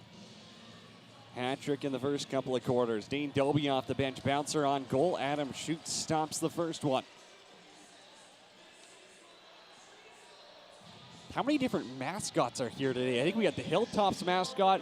I've seen the basketball mascot ripping from the around Rattlers. here. The Huskies mascot was here. I think the Telemiracle mascot was. It was everybody is in the building. It was mascot central at the half. Well, I love that for sure. Oh my goodness. Connor McClelland goes top shelf where Grandma keeps the good stuff, and Clucks cuts the lead down to 2. Whoa, what a shot and from the outside. And, you know, Giuliano wasn't expecting this shot to come through, I don't think, and in such a great spot and with a little jam on it, too. Great job. Wow. Don't trust the scoreboard. It's 7-5. Yes. You're watching this on Facebook. It does say 7-6. Oh, we're going to have another controversy of them ripping us off of a goal again. Connor McClelland. What a laser beam for his 4th of the year. The Marquette product just took Frank Giuliano to top shelf school. Oh, did he ever? That was a great release. What a shot. And, you know, talked about that. Getting it to a 2-goal lead is big and just chipping away at the lead. I know that this might get you canceled in 2022, but that fight was good for the team. It absolutely was. A lot of energy. You see Corbeil goes out, blocks a shot, shoot with the big save, and then McClelland at the other end goes top shelf. Now Cornwall in transition had a chance. Giuliano had to reach behind him to keep it away from the goal line. Go back a few games ago to the Cornwall fight. Same thing. Ignited the team. They responded, scored. Brent Hickey off the bench. 5-on-5 here. Rush trail by 2. Austin Stotts outside look. Shoot with the stop. Ref's going to blow this one down. They're going to say that Beard swatted that with his hand. Did he? Back to the goalie. I did not see that. I guess. From the rebound. But, again, ref's a little closer than we are. So they'll give San Diego a fresh 30 to play around with. Dobie's up top. Berg's on the left-hand side. McClelland now, the goal scorer, doing work on Berg, and Beers comes in as well. Well, good heavy play by Beers to come in and knock that ball free. Hickey over for Jackson. Pass got picked off by Beers, and now all of a sudden Wes Berg drops like a sniper hit him there. Yeah, right in front of the net, and the Rush are going to be shorthanded, and that's a tough one. Really is. You watch the replay there. Yes, McClelland's stick does graze his cage, but does that warrant your legs giving out on you? I'm not too sure. Yeah, and now this is a huge penalty kill for the Rush. Really big and a key moment here. You got the lead to 2. You don't want to keep going back from 2 to 3. You want to close the gap, so you got to kill this off. San Diego's power play was 0 for 2 in the first half. They did score on a 6-on-5, though, as Adam Shute going left to right just robbed Casey Jackson out in front. Yeah, tried to dive in front of the crease and knock that in. Good save by Adam Shute. Holden Garland's just going to hold on to this one. Shute got that with his stick, too, as we get a replay here on the nice new Jumbotron inside the SaskTel Center. Robert Church with it. Outside shot, short-handed. Giuliano with the save. Rebound gets corralled by Noble. Corbeil was on the back pedal. Stotts is there to help as well. Handoff with Berg. Left-hand side, Austin Stotts. He'll quarterback the power play. Beers with the shot block. Tried to throw it up for Cornwall, but Dobie coming back knocked it down. Stotts for Noble. Berg's on the left side as well. Here's Dobie. High shot scores over the shoulder of Adam Shute, and it's 8-5. Well, yeah, power play goal. They patient moving it around, and Dobie's in a great spot to let the shot go, and he's just given a little bit too much room and beats Shute cleanly. Dobie's one of the best. He's got one of the best releases, and he just puts that in a perfect spot and no mistake. 8th power play goal of the season for Dane Dobie, his 30th total. As the former NLL Cup MVP with Calgary back in 2019 restores that 3-goal lead with 11:33 left to go in quarter number 3. Now right off the draw there, Bradley tosses Bobby Kidd III to the ground. They're not going to call that, though. Yeah, they're not, and San Diego's going to get possession here, and it's been a frustrating kind of evening here for the Rush. Something's got to go their way eventually. Hickey's up top with Dobie. Rubich there as well. Noble, the 5'8" righty, walking it around as Hickey on the left-hand side. Dishes it up top for Dobie, goes 5-hole on him, and here goes Bobby Kidd III. Kidd III on a break. BK3 scores! Pound your chest. BK3 on the breakaway. Well, good job. Gets in the lane and, you know, scoops that ball up and just takes it the rest of the way on his own, in all alone. And good decision to take it. And then when he walks in, made a little body fake, little stick fake, and then puts it up over top of the glove hand in the top corner. And good finish by Bobby Kidd III, who's, we're just starting to scratch the surface of what he's capable of. BK3 just turned on the Jets and left Dane Dobie in California.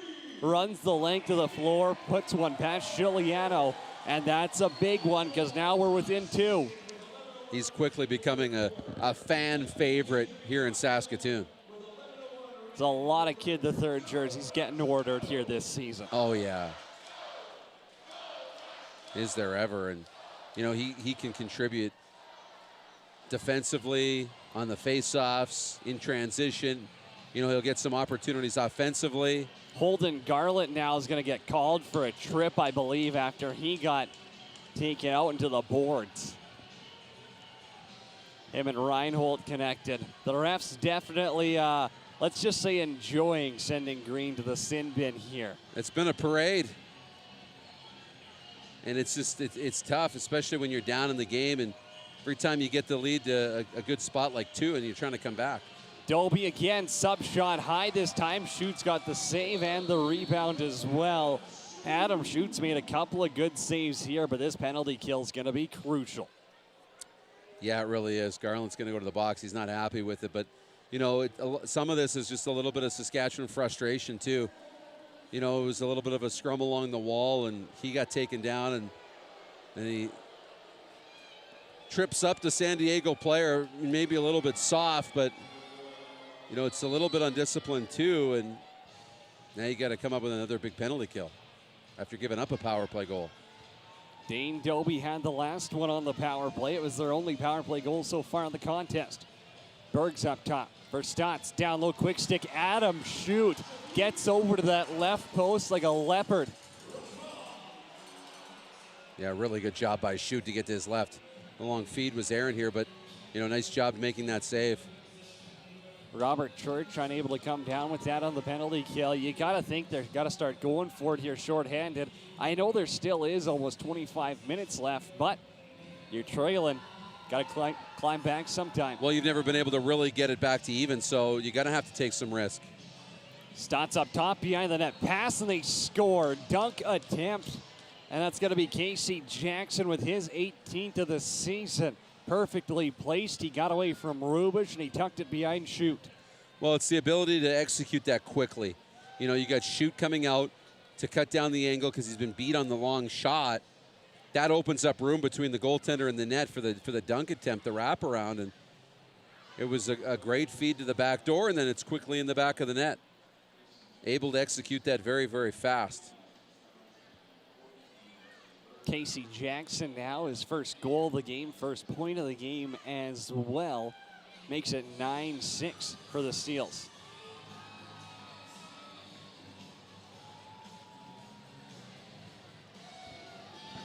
Yeah, Rush are in a tough spot. Just they've been able to hang with them at this point. Diving attempt, and they score. Bobby Kidd III again. Wow. Diving through the crease, able to tuck it past Frank Giuliano. And it's 9-7. This kid's doing it all himself here in the second half. I mean, what an electric player. Bobby Kidd III. I mean, he just doesn't conform. He sees an opportunity, he's going to take it. And what that? Just diving right to the front of the net and gets it right back to 2. All by himself. BK3 goes airborne. Wow, yeah. San Diego, they got their replay, and they wanted a second one with the overhead. They're not happy about it. Pat Merrill's got the challenge flag in hand. He's threatening to use it, but he's not actually throwing it. Well, because he didn't get the look. He wanted to get 2 free looks at it before he challenged. There's no obligation to do that. You get one free one, you got to pay for the second. Yeah, exactly. The sample's free. There's no... Oh, they're going to give him another one. Oh, no, they're going to give him the same one. Yeah, he wants the overhead. He's not going to get it. And he's not... I don't think you can call for what replay you want on the Jumbotron. So now he got it on the second one, and he decides not to throw the challenge flag. He did get the overhead look, but be interesting. Bobby Kidd III, are you kidding me? The Port Moody product filling the net so far. Coming into this game, he only had 1 career goal. He's got 2 already. Yeah, it's awesome watching him play, and he's going to be a player, a household name in Saskatchewan for a long time. The Cleveland State alumni finding his goal-scoring touch. Littner's out of the corner, 4 on the shot clock. Pass intended for Ryan Keenan as the shot clock expires, and we will step aside. It's Cody Jans and Darren DuPont. Speed 'em on with you on the Rush Radio Network. This message is for Hockey Canada and to the International Hockey Federation. Regina and Saskatoon are a great place to host because we proceed forward with collaboration, a readiness from our tourism industry as well as our cities, financially, with volunteers, and with incredible facilities that we can meet all the needs necessary for the World Juniors.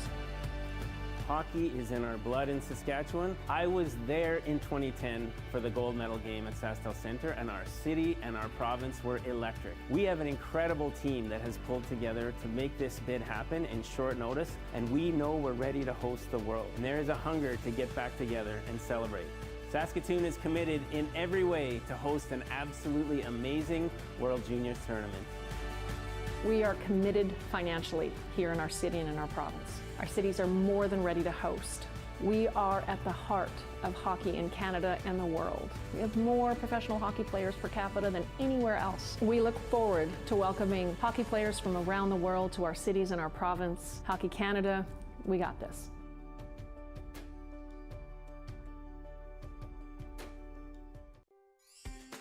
When you buy a lottery ticket in Saskatchewan, your money really goes a long way.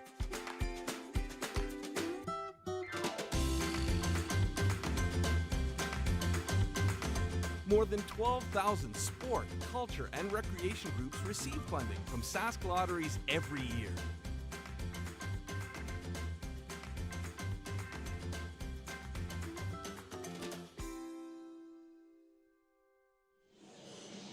Bobby Kidd III is the last 2 goals for Green out there. The Rush still trail by 2. Darren, I got to ask you, what do you like most when you watch BK3 play out there? It's energy, body language. Like he's somebody who you just want to cheer for because he has energy. He doesn't quit. He's got a little bit of, I don't want to say swagger, but he's got a little bit of that, like, you know, confidence, and he's electric. That's all I can say. He's electric. Every time he touches the ball, something's going to happen. He wants to go in transition. He wants to make plays, and now we're seeing him have the confidence to take it to the net and score. San Diego's going to have possession here. It'll be Noble. Off that high righty position, swings it over for Berg. Berg now down low, has Jackson cycling up top. Adam Schutz got to shut the wicket. And he hands it off for Chris Corbeil. Jeff Shatler. Haven't heard his name too much here in quarter number 2. Obviously, being short-handed doesn't help. One-arm dish from Matthews up top. Back door, he's got Church. Wheeling around, Church fires and scores!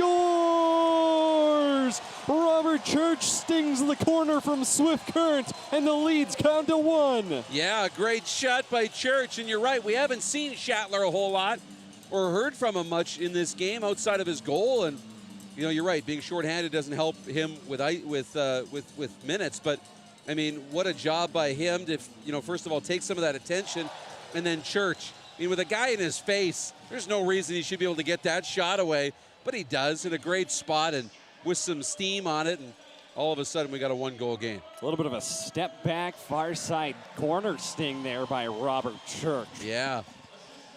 Fancy is as fancy does. 7:52 left to go in quarter number 3, and we got a ball game. That's just how good Robert Church is, though, to be able to pull that off. I mean, there's not many that can shoot the way he does and finish the way he can finish. It'll be Messenger on the draw against Noble this time. Jeremy Noble's 0 for 1 on the draws, and you got to assume that's because Bomberry was on the D side. That shift. Big hit thrown by Holden Garland against the boards. Loose ball pops on the turf, and here goes Leclerc with Noble, 2-on-1. Leclerc back, push to the ground, shoots on top of it, but Leclerc was in the crease by the time it didn't even cross the goal line. No, what am I talking about? Shoot made the save, but you're just not sure, you know, when it's on top of it and you can't see the ball. Cornwall picks it up. Let's the offense go to work. Trailing by 1. Little bit of life back here on Fan Appreciation Night. Matthews, Church, whistles it wide. Can put him on hat-trick watch as well. A couple of goals and an assist for Robert Church in tonight's match. Spin move by Cameron Holding. Gets him free into the province of Saskatchewan. Stotts right side. Doby's off the boards. Berg's up top. Here's Stotts now towards the net, off the side of the goal. Dunk attempt, no goal. Adam Shute got caught sleeping for a second there, and Austin Stotts, he wants the flag on the turf, and they will. Yeah, they're going to get it. They said his foot was in the crease right away, and they waved off the goal, but we're going to get a challenge here, and we're going to take another look at it. This is going to be a close one. I thought it was fine, honestly, but yeah, the ref is standing right there. So obviously they're going to be looking down the toe. We'll have to see when we get a replay on screen. Yeah, the referees are really good at, you know, being in a great spot to see this, and they're watching for it every time. I don't know if they're going to let it. Yeah, they're going to have a look at it.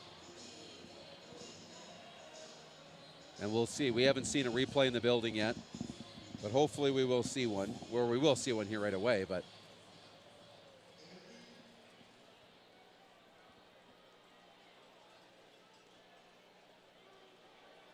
I thought they were going to announce something, so I wasn't talking. I thought they were too. And he's standing there looking at the camera. You guys can't see it, I guess, on the Rush Radio Network. No, you can't. He's standing there looking on the Jumbotron, dead in our eyes. Thought we were going to get some sort of an announcement. Obviously, this is a big one here, right? Because it's either a 1-goal game and, you know, and San Diego wastes their challenge, or it's a 2-goal lead, and Saskatchewan's built up the momentum that they got to regain. Yeah, and we still haven't seen a replay in the building, and it doesn't look like we might not see one. Like, that's... Is that a good sign or a bad sign? I don't know. Like, usually you want to show things that the fans want to see. So if his foot's in the crease, you want to show that. You know, if we're reading into this a little bit, right? The only reason you wouldn't want to show it is because it'll disappoint the fans that it's a good goal. But they're taking a good look at this in the box, and...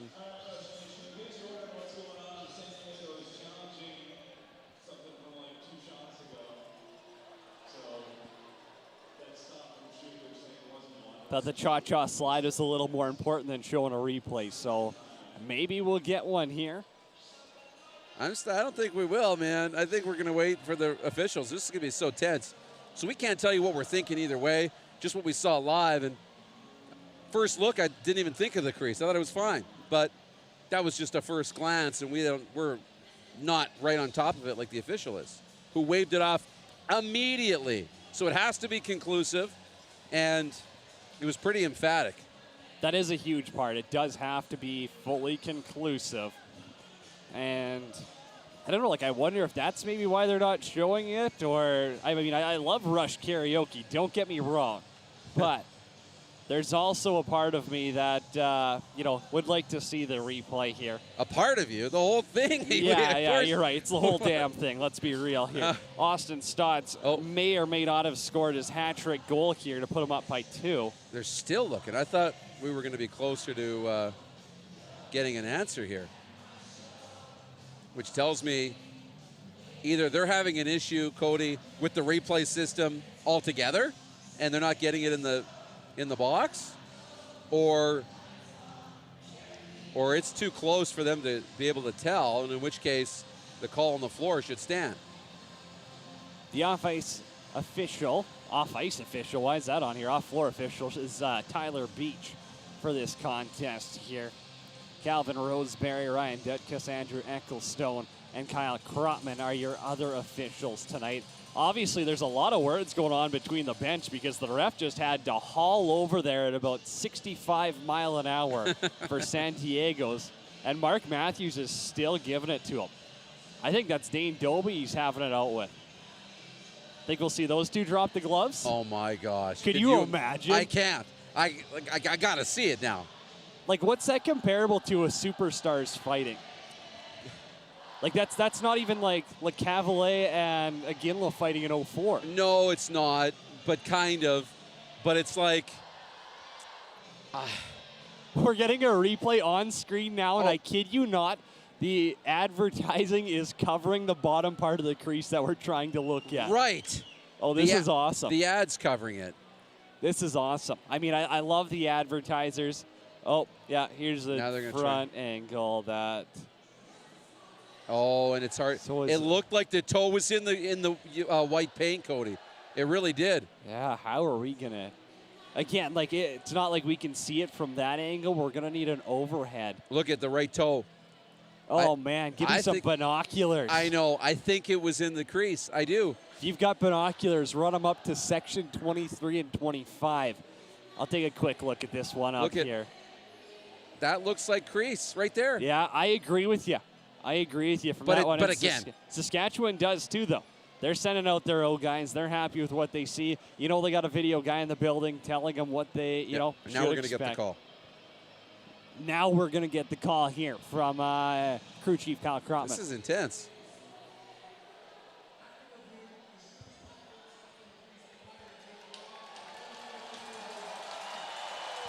Wave it off. Thank you, Krotman. No goal. Failed challenge by Pat Merrill means it's still a 9-8 ball game in the SaskTel Center. Rush need to respond right now and tie this game. That would just blow the roof off the building. That's an understatement. Mark Matthews has the ball. Ends up one-arms it, turns it over. Bomberry hauls up the floor. The big man for Dobie. Shot gotten blocked by Josh Courier. Not Zach Courier. Dobie one-arms it back for Bomberry. Now Dean Dobie finds himself all alone out front, gets taken down, and he goes for a swim on the ground. They're going to call a cross-check on Mallory for that? I don't know about this. These calls in this third quarter here are getting a little ridiculous. That was a good battle in front. I'm going to say it was from behind. I guess it was in the numbers. Yeah, but that's a cross-check that happens 77 different times in the game. The difference is the player doesn't go and flop and grab their back and then stand out there on the power play. I know, Dobie's back out. That's tough. Westberg over for Dobie. Backdoor pass for Noble, and he's wrong by Shoot. That's the one thing Adam Shoot has responded every time. In transition, an attempt for Lintner off that one.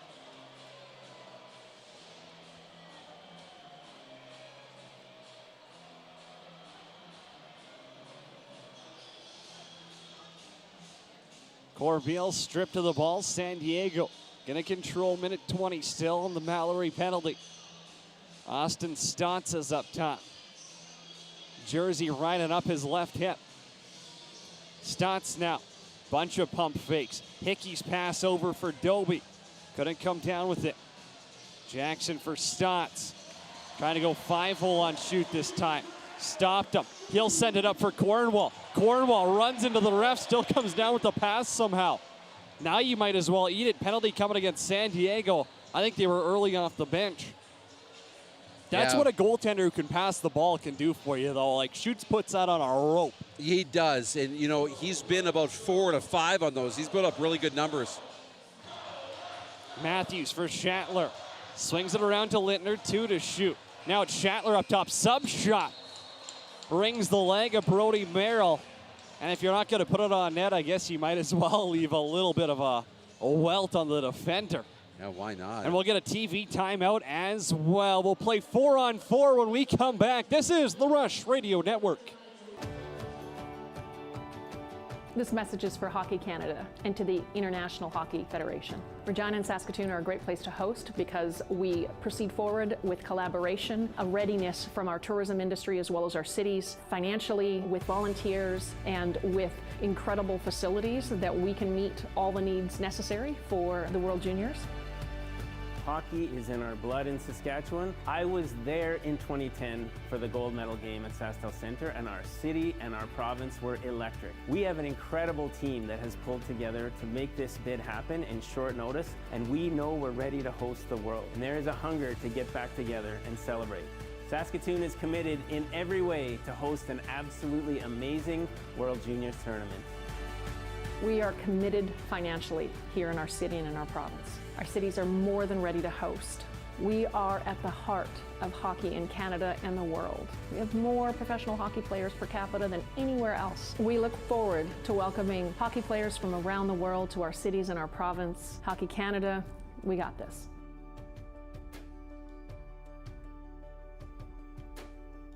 Sask Lacrosse welcomes boys and girls of all ages to try lacrosse. Looking for a new sport this summer?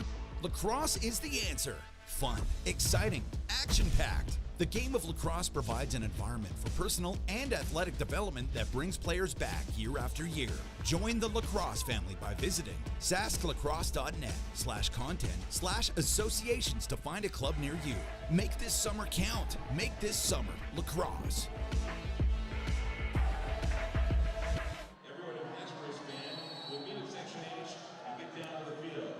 Welcome back to Co-op Field here at SaskTel Centre.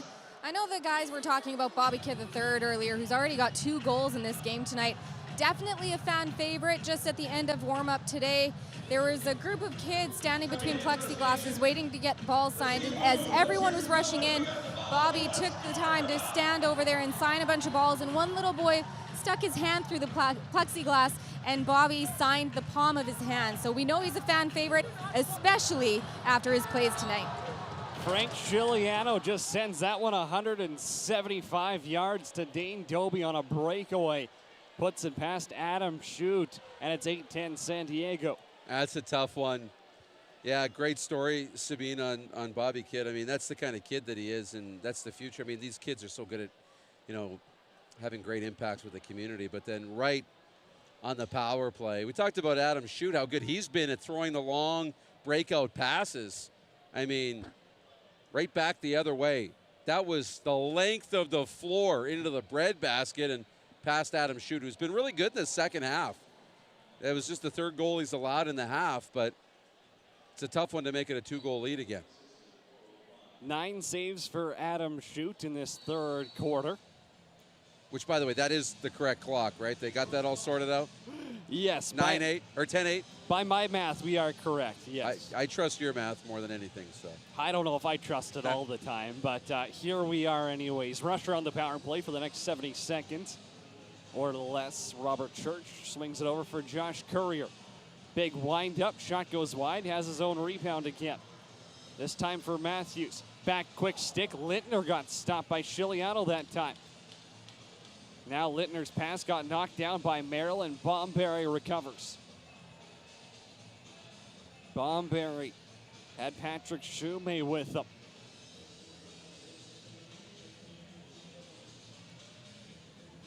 So Gobrecht did, just I see 26 on the floor, I'm thinking of 25. Yep. Gobrecht did receive a game misconduct for that fight.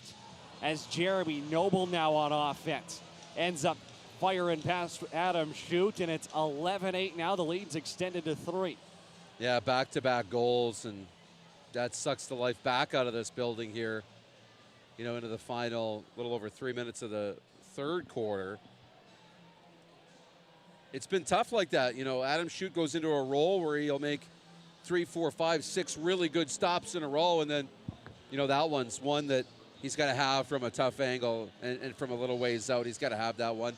He'll want that one back, and now the Rush, who had climbed themselves to within a goal, they got to climb back out of the hole once again. And Noble and Stotts both with 6-point nights going on here. 11-8, the Seals lead. Face-off win for Messenger. Saskatchewan still in the power play for the next 20 seconds. Jeff Shatler right side. His last home game in a Rush jersey at the SaskTel Center. Out in front, Church, quick stick, scores. What a feed by the veteran, Jeff Shatler. Finds Robert Church down the highway. He taps it home past Chiliano, and it's 11-9. That's a good response from the Rush. You don't want to let that 3-goal lead sit for very long, and, you know, good ball movement, and, you know, Church right to the middle and great finish. I mean, Church has had himself a really great night, and he's given the Rush a chance to stay in this game. Couple of chapeaus flying around as Robert Church has got the hat trick now, and the lead's cut down to 2 with 2:43 to go in quarter number 3. Messenger face-off win, solo effort. Mike Messenger stopped by Chiliano. Good job right off the draw. He did it all himself. Messenger did, and, you know, good selection to take the shot instead of the pass, and just a good save. Usually he likes to go short side on that one. Interesting for him to try pull it far side. Chiliano read him well.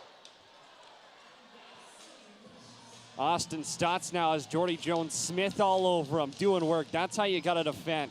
Wes Berg walks inside as Greer goes. And now Kyle Rubis just eats a punch right in front of the ref, and they choose not to call it. That's what type of reffing we've been seeing here tonight. That's tough, yeah, right in front of the net. And Kyle Rubich has his helmet spun around on his head. He wasn't happy with that one, and he made sure the official knew it. Garland now out of the corner as Courier for Church. Backdoor shot. Pardon me. Holden Garland. I seen a 7 flying around up there. Are you kidding me? The D guy decides to climb the ladder, tap it home. The lead's back down to 1. Found him in the back door. 2 quick goals from the Rush, and, you know, great job. And I think a bit of a jumping quick stick. Got up into the air, and now we'll get a look at it in the building, you know, up top. And, yeah, Courier sends it to the back door. Or they put it up high, sorry, and then to the back door. Yeah, he kind of leaped at that one. That's a great athletic play. And he finished it off really close to the white paint. But they're gonna say it's good. That Noble goal for 11 felt like a dagger in here. And then bang, bang, Robert Church, Holden Garland, and Chris Corbeil peels some paint off the pipe. Almost had this game tied. Centimeters away from the captain tying us up. Now we're getting the fans into it a little bit here. The best PA announcer in the league, Mike McGuire, has them buzzing. Robert Church, defender all over him as Josh Courier gets thrown to the ground, never had the ball once.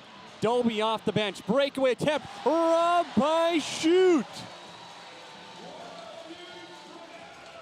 Yeah, great save by Shute. He was in all alone. Bobbled it a bit, but got it back cleanly with time to get a shot away, and Adam Shute with a big stop there.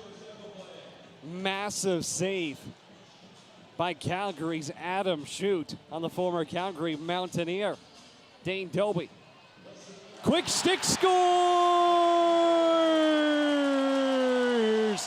What a stop by Adam Shute, and Mike Messenger at the other end ties it at 11. Well, he's been getting rewarded with more minutes in the offensive zone on offense, and you know, he's really made the most of it. There's a great job, good release off a great pass. Messenger maybe have found a home here, maybe a regular home on offense. He's big, he's physical, and he's got a good release too. When you think of a transition player and just that definition, obviously Zach Courier comes to mind, but Mike Messenger has entered the chat in that for best transition player in the league. I don't care about all the flashy numbers. What I want's the results, and Messenger's been performing as of late. Big time. You know, such a valuable player in this group, and doesn't always get the accolades of the Matthews, Churches, Shattlers even, but he is every bit as valuable. Adam Shute with the big stop there, and then Rubish just gets tumbled over by Westberg. They're going to call that on Kyle Rubish. Yeah, the fans, just let them take it, Cody. Yeah, I don't even they're going to tell you what they think. I don't even know what to say anymore at this point. It has been a non-friendly night for Saskatchewan. I can't even explain that one to you. I mean, Berg trying to take the ball away from Rubish, fell on top of him, and they're going to give Rubish another penalty here. 4 straight power plays for San Diego, all in the third quarter as well. You never want to see a ref control a game, but here goes the Seals to work. Dobie shot up top. Shoot with the save. Corbeil avoids the crease.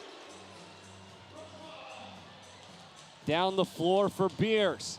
Trying to climb the glass on that one. That would have been an athletic play if he could climb the glass and keep that in play. Here's Dobie, 5 on the shot clock. Backdoor quick stick, they score. Dane Dobie with 2.8 seconds left on the clock capitalizes on the power play, and it's 12-11 for San Diego. Well, it's the one thing San Diego's done too. They've capitalized on some of these power plays, and that's a big one. 2.8 seconds left in the quarter. And now you go into the fourth quarter with a lead instead of tied. Rush have done a nice job responding, though. They've been a resilient group tonight, and they're going to have to continue to be resilient. 3 power play goals in the third quarter for San Diego. As Messenger off that draw again takes a Bomberry stick to the throat right in front of the ref. They'll have words on that. Saskatchewan's not happy, and I mean, who could blame them at this point? We'll step aside, though. It's Cody Jansen, Darren DuPont, Speed of On with you, and we are on the Rush Radio Network. So, I guess a long time ago, our creator, he gave us the medicine game as a form of enjoyment for him to watch. And so we used the medicine game for enjoyment, and as well as if someone got sick back in the day, you know, it's they could watch the game while people play, like all the men with the wooden sticks, and they'd feel better and stuff like that. But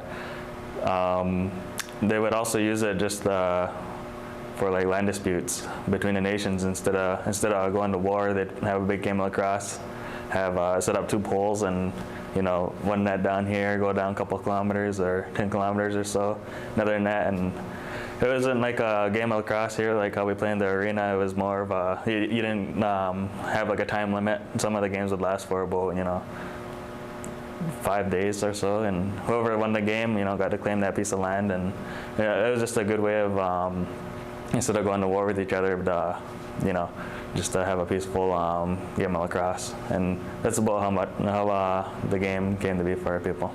I think that evolved in time. Back in the day, we never really used the equipment. It was just, you know, like the men just had, you know, their leather buckskin on, and the sticks were just made out of hickory because it was the easiest to steam, and the bend with it still being a tough piece of wood.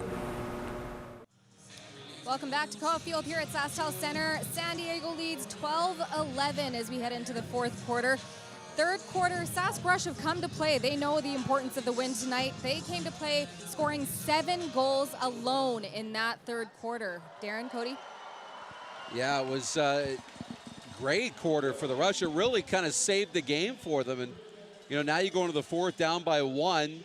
Tough goal late in that third quarter to give up going into the break. But, they've battled some adversity. It's been a parade to the penalty box tonight. They've had, they've been down 4. A couple of times they've been down 3. Every time they get close, San Diego gets back out in front. But, the Rush have been able to be resilient, and they need a big fourth quarter to try and, save their season. Thoughts on Adam Shute that quarter? I know he allowed 5, but there was also some pretty big saves. Well, he has, and sometimes you can't just look at the numbers. You have to look at the game. It's been a lot of adversity, shorthanded, really good looks, but he's made some big stops too and kept his team in it. Saskatchewan's offense goes to work. Ryan Keenan hands it off to Robert Church. Down low, Keenan quick stick. It's behind Shiliano, and it rolls just wide. Yeah, kind of pinballed around. He had that through him, it looked like. In transition, Shoemace all alone. Rebound got scooped in. Wes Berg slaps it off the turf into the back of the net, and it's 13-11. Good start to the fourth for San Diego to be able to get that rebound and scoop it in. That's a real tough way to start the fourth here for Saskatchewan, down 2 again. For Wes Berg, that's his first goal of the game. He had 4 assists up until this point. Comes through with it's not a greasy one. It's a good hard effort there. End of the day, the defender wasn't on him. Had time to just scoop it home. Yeah, that's right. And, the Rush got to get to that one. They're taking a look at it here. See if he stepped in the crease. And Jimmy Quinlan's going to throw the challenge flag here after getting a look at the replay. And they're going to settle this down. This will be a big challenge here for Saskatchewan if they can find a way to win this challenge. Not that they find a way to win it, but if they get on the right side of this, could give them a little bit of momentum, down by just 1. So we'll see if we get another replay in the building. We just got the 1 so far. His body was across the crease, but we don't know if his foot was. So, at initial look, the crowd thinks he's in the crease. It kind of looks like he might have been, but we don't really know where his feet were because we didn't get a good, slow look at it on the replay. But we'll see if we get one here. We're going to have a chat with it. The last time we did get a replay, a review, it took a while to decide if this was in or not. I don't even think he's put the headset on yet. Now he's going to put it on, so we'll start the review process now. Well, at least we got more karaoke on the Jumbotron, right? What everyone wants to see right now. Yeah, we haven't got a single look yet. Well, yeah, we had a look that led to the challenge flag. And now we'll get a peek at it. We don't know where his feet are. That's the thing. It looks good from the first angle. Well, I actually don't know because I don't know when he let go of the ball. So his feet do go in the crease, but I don't know if the ball's gone or not. We're getting a couple looks at it. So he holds onto the ball for a really long time. Coming into your frame, top of your screen, which folks can't hear. So he's good there, good there, good there. Where's the ball? It's going to be when his elbow might be down, though, and we can't see it from that. I think the ball was gone. I think it got away quick, and Adam Shute had it, and then it squeaked through. I think this is going to be a good goal. It's really hard to tell on these replays. This will actually be the better look. His feet are fine. You're right. It's all in the elbow. Feet are okay. Feet are okay. They're going at this frame by frame. Yeah, it's a good goal. I think it's going to be a good goal. So we'll wait and see what they decide. They're still discussing it.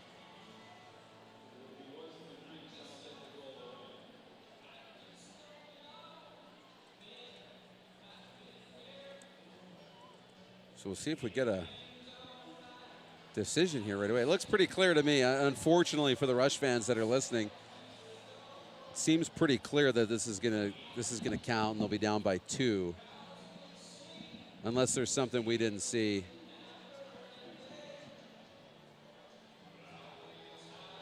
But it looks like they made a decision.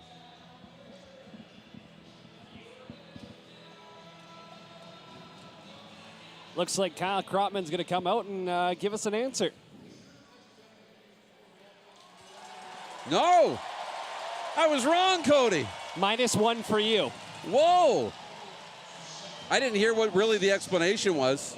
And now Robert Church just takes a cross-check by Reinhold. Play hasn't even started. Ref standing right there. Took one right in the back.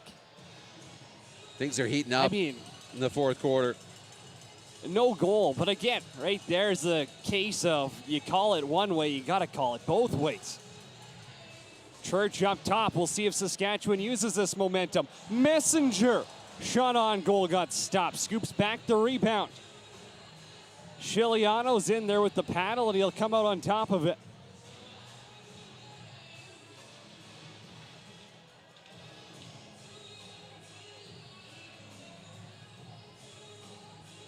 Austin Stotts for Doby. It's getting loud inside the SaskTel Center here. Got fans dancing on their feet. Noble towards the net. Knocked to the ground by Chris Corbeil.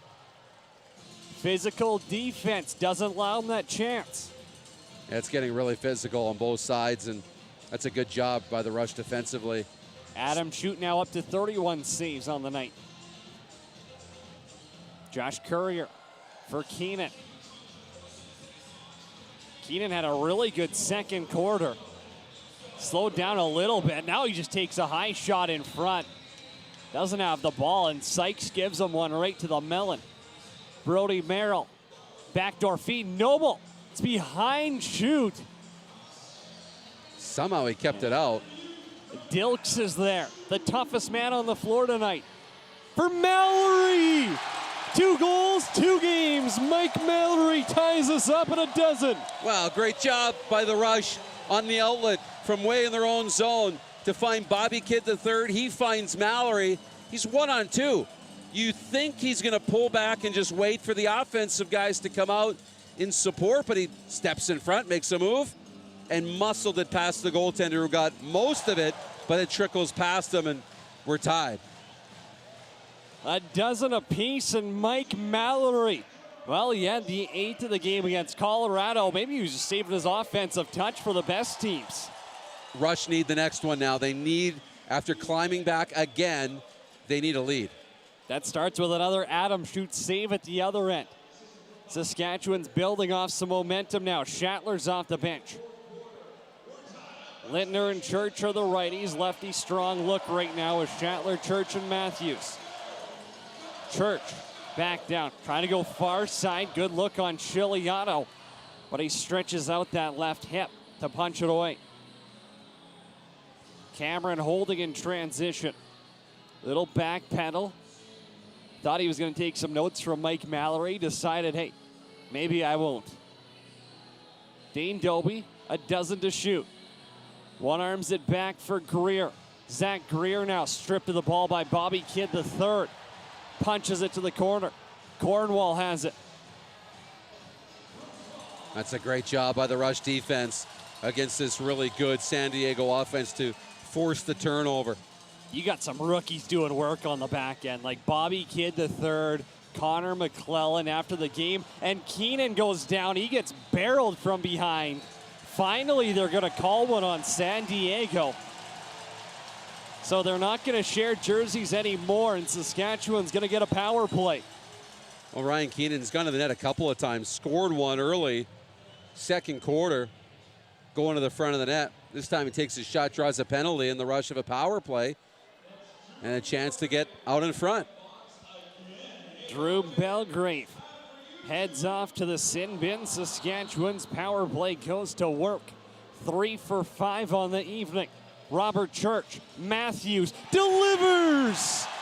The big man says, pound your chest, Rush Nation. It's 13-12. The comeback's on. Well, it is, and Now the Rush back out in front, and Matthews just so calm and cool as he delivers just a laser into the back of the net early on in the power play and leans into it. So decisive, so quick and clean, and that's that Matthews release. The difference between that and early in the game when he was letting him go, he was about 3 feet closer to the net in a much better spot. He waited 48 minutes and 24 seconds to get his first of the game, but Mark Matthews delivers when they need it most. And Saskatchewan, they've got their second lead of the game here. Not their first. I had to go all the way back to the first quarter. Well, and talked about it off the top. We got to play with the lead now. See how they play with the lead. What a storybook ending this would be if Jeff Shatler might be able to find his way at GWG as Josh Courier blasts one past Chiliano. Rips it off the crossbar and ends up in the netting. They'll get a reset. Ryan Keenan's got the look. Keenan now. Backdoor pass. Ended up getting knocked down. They'll scoop it back for Courier again. They've got some new life. This is the Jimmy Quinlan motto. You know he never got down on this team once. And that energy is contagious. It really is. Courier rolls it for Lintner. It's on the ground. Leclerc picks it up. Yeah, turnover, but it was, the end of the shot clock, too, was down to 3. Leclerc walks into it. Adam Shoot out, confident, challenging. BK3, he's on hat-trick watch. Bobby Kidd the third. Doesn't shoot. Matthews off the bench. High shot goes wide. Mallory's down there. He'll battle for a loose ball. Kicks it to the middle. He did have Garland out in front. Now Austin Stotts is down on the floor. Yeah, way back in the Rush end. And he's not really moving. And I didn't see what happened at all. Play was already gone the other way. It's behind the play for sure. You hope he's all right. You know what? We should step aside, though. Let's take a quick commercial break here. We'll let them get set. This is the Rush Radio Network. Saskatchewan is cold. So cold that you'll often hear locals ask each other, is it cold enough for you? The bold and brave, they'll already know the answer to this question. Saskatchewan is cold enough. Cold enough to cover our land with new possibilities, to freeze time and place and create long-lasting memories. Cold enough to make us appreciate the warmth of others and bring our communities even closer together. Sure, it can be a bit uncomfortable at times. You're going to have to do some shoveling, scrape some ice off your windshield, and you're definitely going to need to wear a toque, but that's all part of the fun. It's about dressing right and preparing for the adventure. So bundle up and embrace the season. Saskatchewan, cold enough.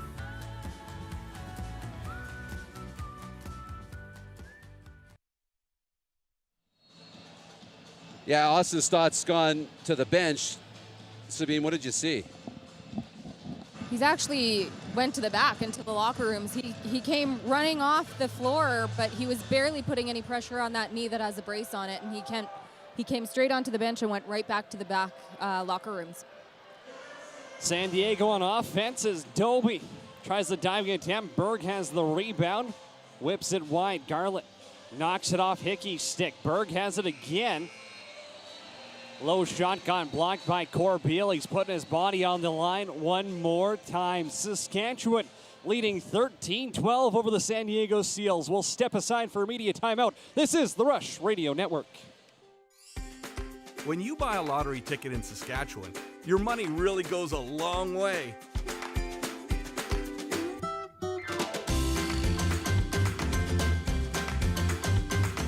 More than 12,000 sport, culture, and recreation groups receive funding from Sask Lotteries every year.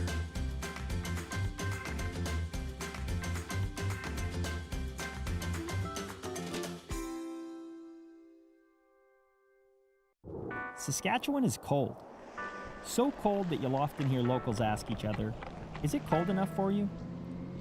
The bold and brave, they'll already know the answer to this question. Saskatchewan is cold enough. Cold enough to cover our land with new possibilities, to freeze time and place and create long-lasting memories. Cold enough to make us appreciate the warmth of others and bring our communities even closer together. Sure, it can be a bit uncomfortable at times. You're gonna have to do some shoveling, scrape some ice off your windshield, and you're definitely gonna need to wear a toque, but that's all part of the fun. It's about dressing right and preparing for the adventure. So bundle up and embrace the season. Saskatchewan, cold enough.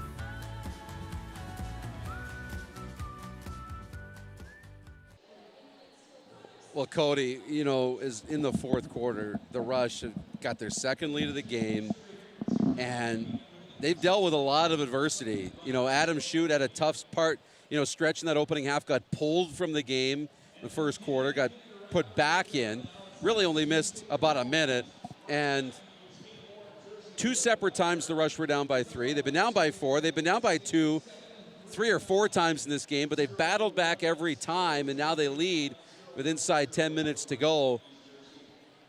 You mentioned it in that last little sequence. This is the Jimmy Quinlan era. They don't give up. It's that contagious energy that he brings.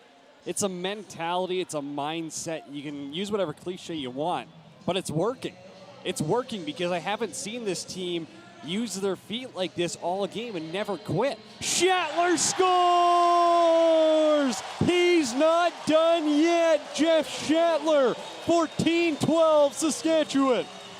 No, he's not done. And, you know, even when this team had lulls, they never gave up and didn't stop playing. And, you know, Shattler just leaned into that one, and he's got his second. And, you know, Jeff Shattler, he always rises to the moment. And this is a huge moment for him in this group, and he stepped up. You can tell how much Saskatchewan lacrosse and just this province loves him. The way they reacted to that goal. Listen to this. You can kind of hear this crowd when they announce the goal. Yeah, chills is right. The first 2-goal lead of the night for Saskatchewan is Dilks somehow kept that in. Whoa. Are you kidding me? I thought he was just dumping it back so they could get a change in. Is 24 on the Harlem Globetrotters? Where did that come from? Wow. He's fighting tonight.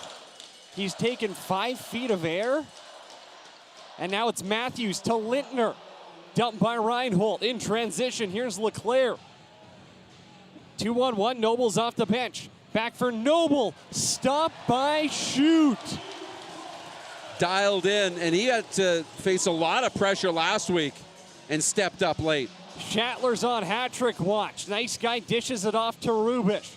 In the corner, the double team strips him of the ball. Holding will push the pace. Cornwall's back in time. With numbers, Dobie's off the bench. Adam Shute again. With that left arm, we said Frank Giuliano was stealing the show in quarter number 2. Well, quarter number 4, when it matters most, Adam Shute is taking everyone to school here. Well, he is. He's really dialed in, and that's what you want. That's why you put him back into the game. You know, when you pull him, give him a little breather, let him refocus. Church for Messenger. Up top again, Church has an outside shot. He's so good at shooting around those screens. Like, there's no way you can actually read where that's going. Well, and one arms it to Messenger, and he's dumped out in front. A cross check right in the back. He's on the ground injured. Refs aren't going to blow this one down. Merrill sends it over to Noble. Messenger slow to get up, gets called all game, and now the refs decide to eat their whistles. Westberg up top, shot goes wide. This is gonna bounce out of play to the Rush bench. Things could get ugly here. Dilks for Matthews for a 3-goal lead, stopped by Giuliano, rebound, scores! Dan Lintner on the rebound, the lead's a field goal. Well, great feed to find Matthews first. You know, in all alone, he can't score, but Lintner nose for the net, follows it up, does a great job. And just a great finish. I mean, being all around the net. That's a great job. Look at him scoop it up, and no chance for Chiliano. They had Frank Chiliano in a blender on that one. Lintner comes in, tucks it home, and Saskatchewan with 7:12 to go in quarter number 4. Leads by 3, and they are looking to hand San Diego their 6th straight loss. Well, it's not, it's tough for Pat Merrill and San Diego. This is not how they want to go into the playoffs. They're trying to have a conversation here, and I'm not sure what San Diego's arguing. They're not happy about something. Bill Greer's giving the ref an earful. I mean, I don't know what you could give him an earful about for this whole game here. They've got calls going their way the entire time. Messenger had a guy break his stick over his back. No call came right in front of the net. I'm not sure. Yeah, they're not looking at anything right now. At least I don't think they are. The goal seems fine. Yeah, they're good to go. Lintner jumped from about 1.5 feet out. Yeah, I don't think that was ever the issue with the finish.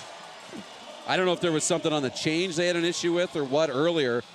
It was way before, and now we're going to get a call here. We might get a little more rough stuff in this one. LeClaire takes a cheap shot on Cornwall now. This is getting ugly here, and again, if the refs aren't going to call actual penalties, this is going to be unbelievable. Old school NLL, this is a bench brawl almost. How that isn't an actual minor penalty is wild at this point. Courier up top for Matthews to Lintner. Quick stick goes wide. Saskatchewan looking to extend their lead to 4. Bomberry punches it up for LeClaire.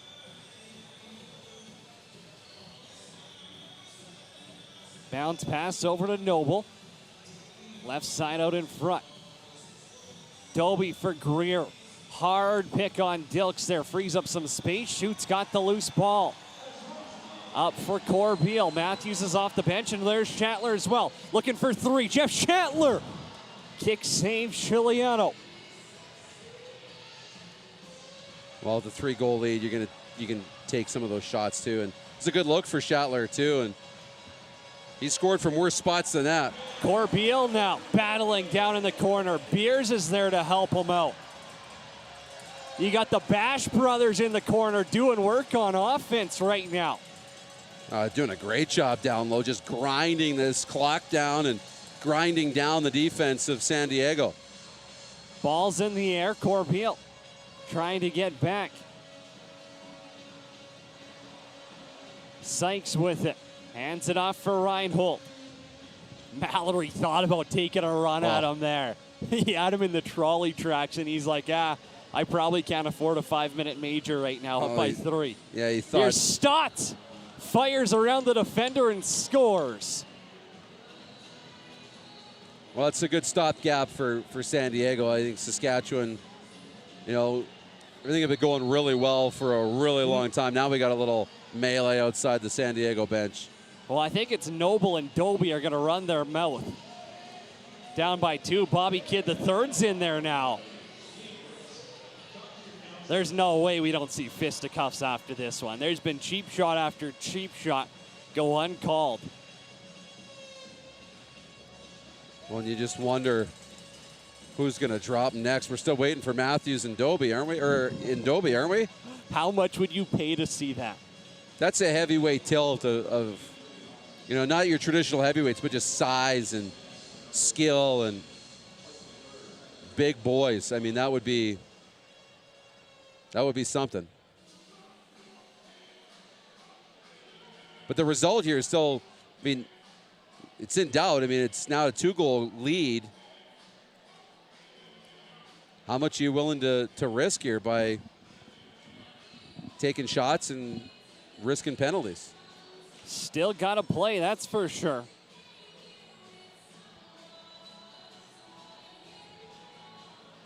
You know what? I'm looking at my scorecard here, Darren, and I've been in a mental pretzel for about the last 20 seconds. So I wrote down that Westberg goal that was called off as a goal, and I'm like, what? They're at 14 right now. So that's your stories from the booth, because you don't have a camera on us to watch me scratch my head for the past minute. So it is 13, though. Yes, it's definitely 13. Okay. And that's why we don't trust my math all the time. Okay. Messenger for Rubish. Rush are on offense. 5:10 to go, quarter number 4. Last home game of the season in the SaskTel Center. Rush going for their 3rd straight win. Matthews sends that one just wide. Now Shiliano airmails it down in the corner. Shoot thought about running for it. Boy, how fast does he think he is? Well, he got back to the net pretty quick, but when you're desperate, that happens. Brett Hickey now stripped of the ball by Connor McClellan. The shifty rookie with that stick there. That was such a strip and send. Looks like he's been doing it for 15 years. Yeah, it's so much fun watching the kids. Dan Lintner's on the left-hand side. Schattler, fake sub shot. Had Sykes dancing around. Pass got knocked down, and he's got to get back. Schattler scoops it, and he'll play some defense here. Berg's off the half wall, the big righty. Jackson and Stotts up here. Stotts pass across the floor. Noble, shot goes wide. Stotts with the rebound behind the net. Dunk attempt. And Shoot got just enough of it. How'd that stay out? That was a really tight play, but somehow Shoot got back in time and made a good save. Now the clock is becoming a factor, and you want to start milking this down. Stotts back on the floor after being helped off for a second time in the game. 3:36 to go, quarter number 4. Matthews for Courier. High shot again. Picking pineapples up there. Nothing connecting. As Bobby Kidd III dumps it down, will step aside with just over 3 minutes left to go. This is the Rush Radio Network. This message is for Hockey Canada and to the International Hockey Federation. Regina and Saskatoon are a great place to host because we proceed forward with collaboration, a readiness from our tourism industry as well as our cities, financially, with volunteers, and with incredible facilities that we can meet all the needs necessary for the World Juniors. Hockey is in our blood in Saskatchewan. I was there in 2010 for the gold medal game at SaskTel Center, and our city and our province were electric. We have an incredible team that has pulled together to make this bid happen in short notice, and we know we're ready to host the world. And there is a hunger to get back together and celebrate. Saskatoon is committed in every way to host an absolutely amazing World Juniors tournament. We are committed financially here in our city and in our province. Our cities are more than ready to host. We are at the heart of hockey in Canada and the world. We have more professional hockey players per capita than anywhere else. We look forward to welcoming hockey players from around the world to our cities and our province. Hockey Canada, we got this.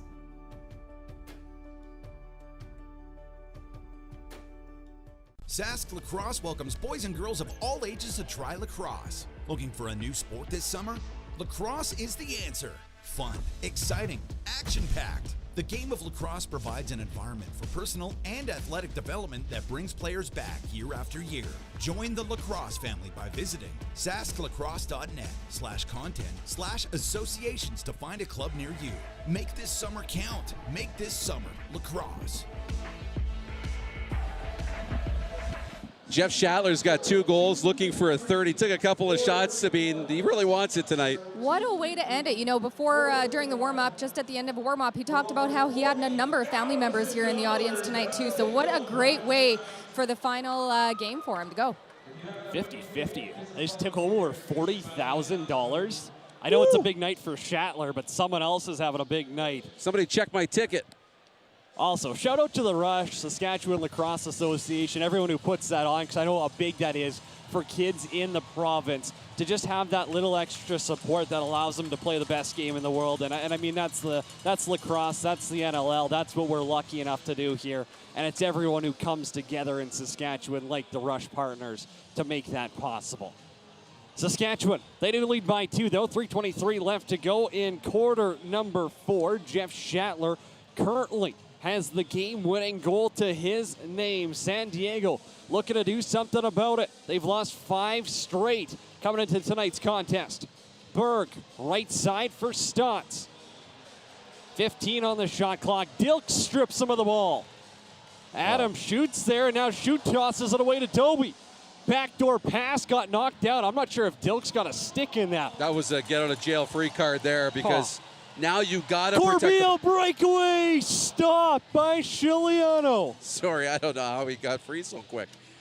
Where did those? That looks like that was 27-year-old Chris Corbeil on the floor. My goodness, like that happened so fast, and he got in behind. Great chance, great look. Nobles out of the corner. They trail by 2. Plenty of time. Hickey, heavy shot. It's behind Shoot, and he keeps it out. Great job by Shoot to recognize that ball. Maybe was going to get through him, and he spun, changed the direction of that one, and just laid there in the crease, and he picked it up. Schattler, right-hand side. Still on hat-trick watch. 2 goals, 3 assists for him in his final home game. Matthews backdoor, rings iron. Well, again, he's been really dangerous tonight, and you know Matthews almost had another one. You got to keep running the clock down here. 2 minutes left at the SaskTel Center, and the fans are on their feet. Nowhere else in the league do you see this type of crowd. Schattler with it.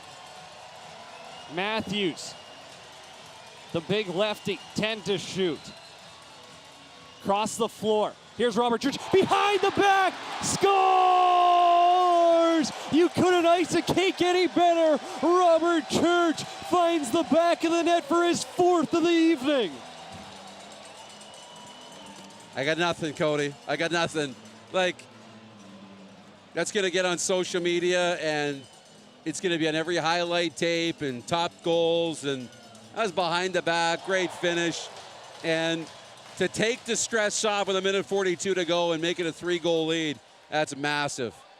The NLL can thank Robert Church for an extra 50,000 social media views after that one. Are you kidding me? The Coquitlam product able to pound one past another fellow BC native in Frank Chiliano, and the lead's up to 3.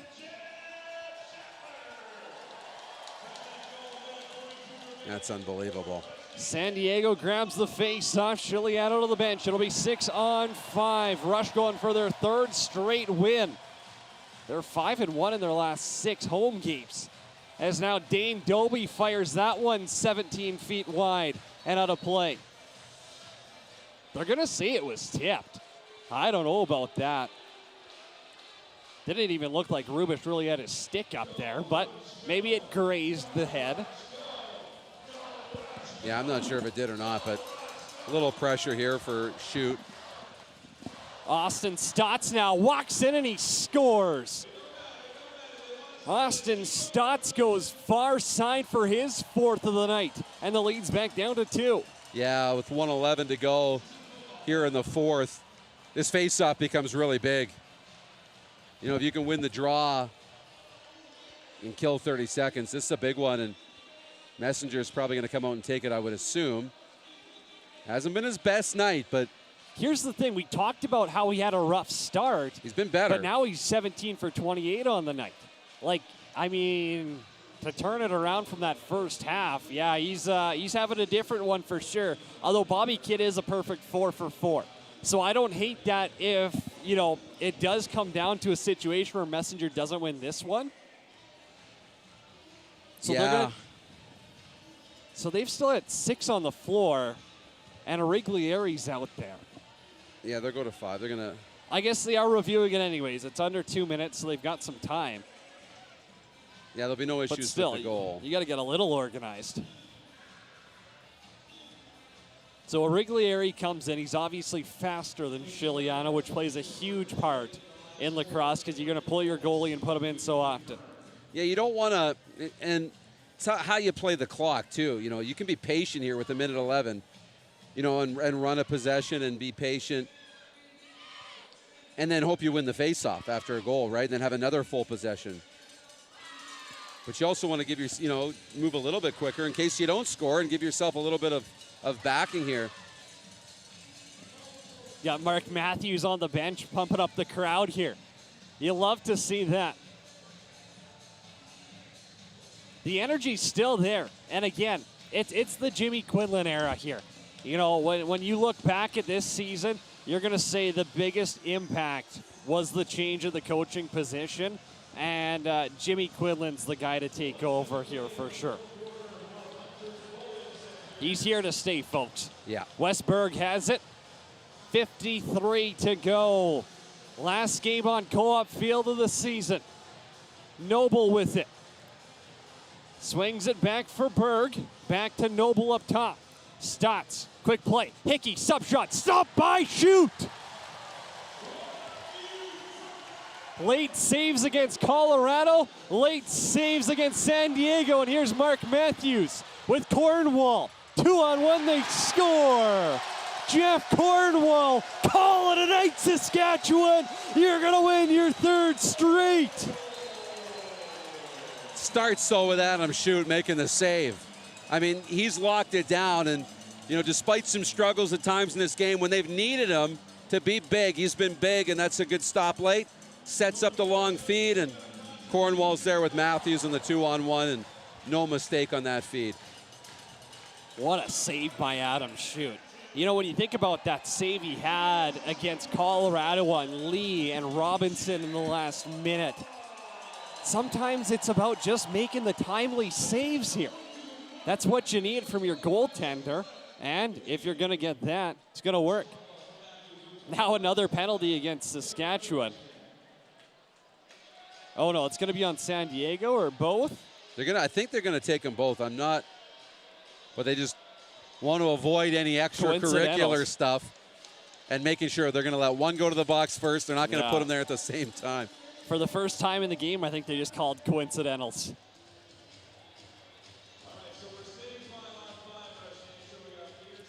Stays 5-on-5, 23.3 seconds left to go here. Wonder if we will see any rough stuff. I mean, for San Diego, 6 straight losses. Half a dozen, that's got to be hard to swallow. Here's Messenger. 15 seconds left to go. Shut the shot clock off. Well, look how it flipped, too. Count it down, Saskatchewan. Jeff Shatler's last home game at the SaskTel Center is a win, 17-14, your final score.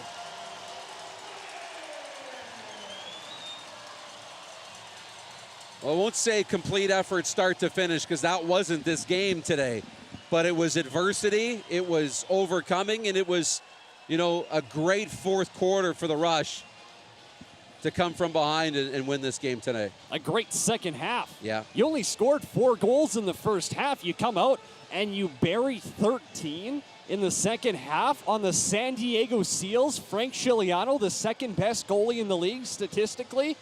That's an effort that you're going to look back on. And, in the offseason, you can hang your hat on that and say, hey, we're pretty damn happy with this victory tonight. And for our last home game, yeah, we'll take it. Oh, for sure. And, they were getting outshot pretty heavily early. And to put up one shy of 60 in the game, and the way they played in that second half, yeah, full marks. This is a team that didn't give up. Adam Shute makes 19 saves in that second half as well. None bigger than some of those at the end when the lead was 2, when the lead was 1. That's what you need from your goaltender, the timely saves that really make the difference. Oh, for sure. Yeah, he made big saves, especially, when it mattered, when they were up by 1 and 2, and allowed him to really put this away late. Without him, they're not in this spot. Rush wins 17-14. We'll step aside quickly, and when we come back, we'll recap the game. Full post game. Sabita Maud's going to catch up down on the floor with us as well. Saskatchewan picks up a win in Jeff Shatler's last home game of his career. This is the Rush Radio Network. This message is for Hockey Canada and to the International Hockey Federation. Regina and Saskatoon are a great place to host because we proceed forward with collaboration, a readiness from our tourism industry as well as our cities, financially, with volunteers, and with incredible facilities that we can meet all the needs necessary for the World Juniors. Hockey is in our blood in Saskatchewan. I was there in 2010 for the gold medal game at SaskTel Centre, and our city and our province were electric. We have an incredible team that has pulled together to make this bid happen in short notice, and we know we're ready to host the world. And there is a hunger to get back together and celebrate. Saskatoon is committed in every way to host an absolutely amazing World Juniors tournament. We are committed financially here in our city and in our province. Our cities are more than ready to host. We are at the heart of hockey in Canada and the world. We have more professional hockey players per capita than anywhere else. We look forward to welcoming hockey players from around the world to our cities and our province. Hockey Canada, we got this.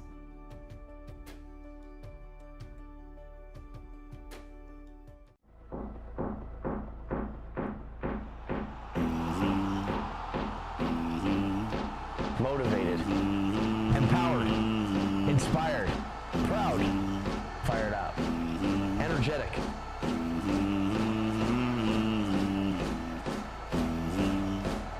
Builds kids' creativity and helps them excel in other areas. The diversity in music helps kids understand culture and brings people together. Sask Lacrosse welcomes boys and girls of all ages to try lacrosse. Looking for a new sport this summer? Lacrosse is the answer. Fun, exciting, action-packed. The game of lacrosse provides an environment for personal and athletic development that brings players back year after year. Join the lacrosse family by visiting sasklacrosse.net/content/associations to find a club near you. Make this summer count. Make this summer lacrosse.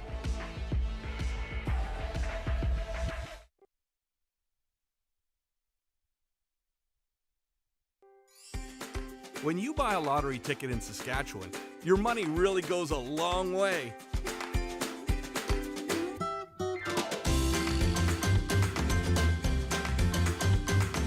More than 12,000 sport, culture, and recreation groups receive funding from Sask Lotteries every year.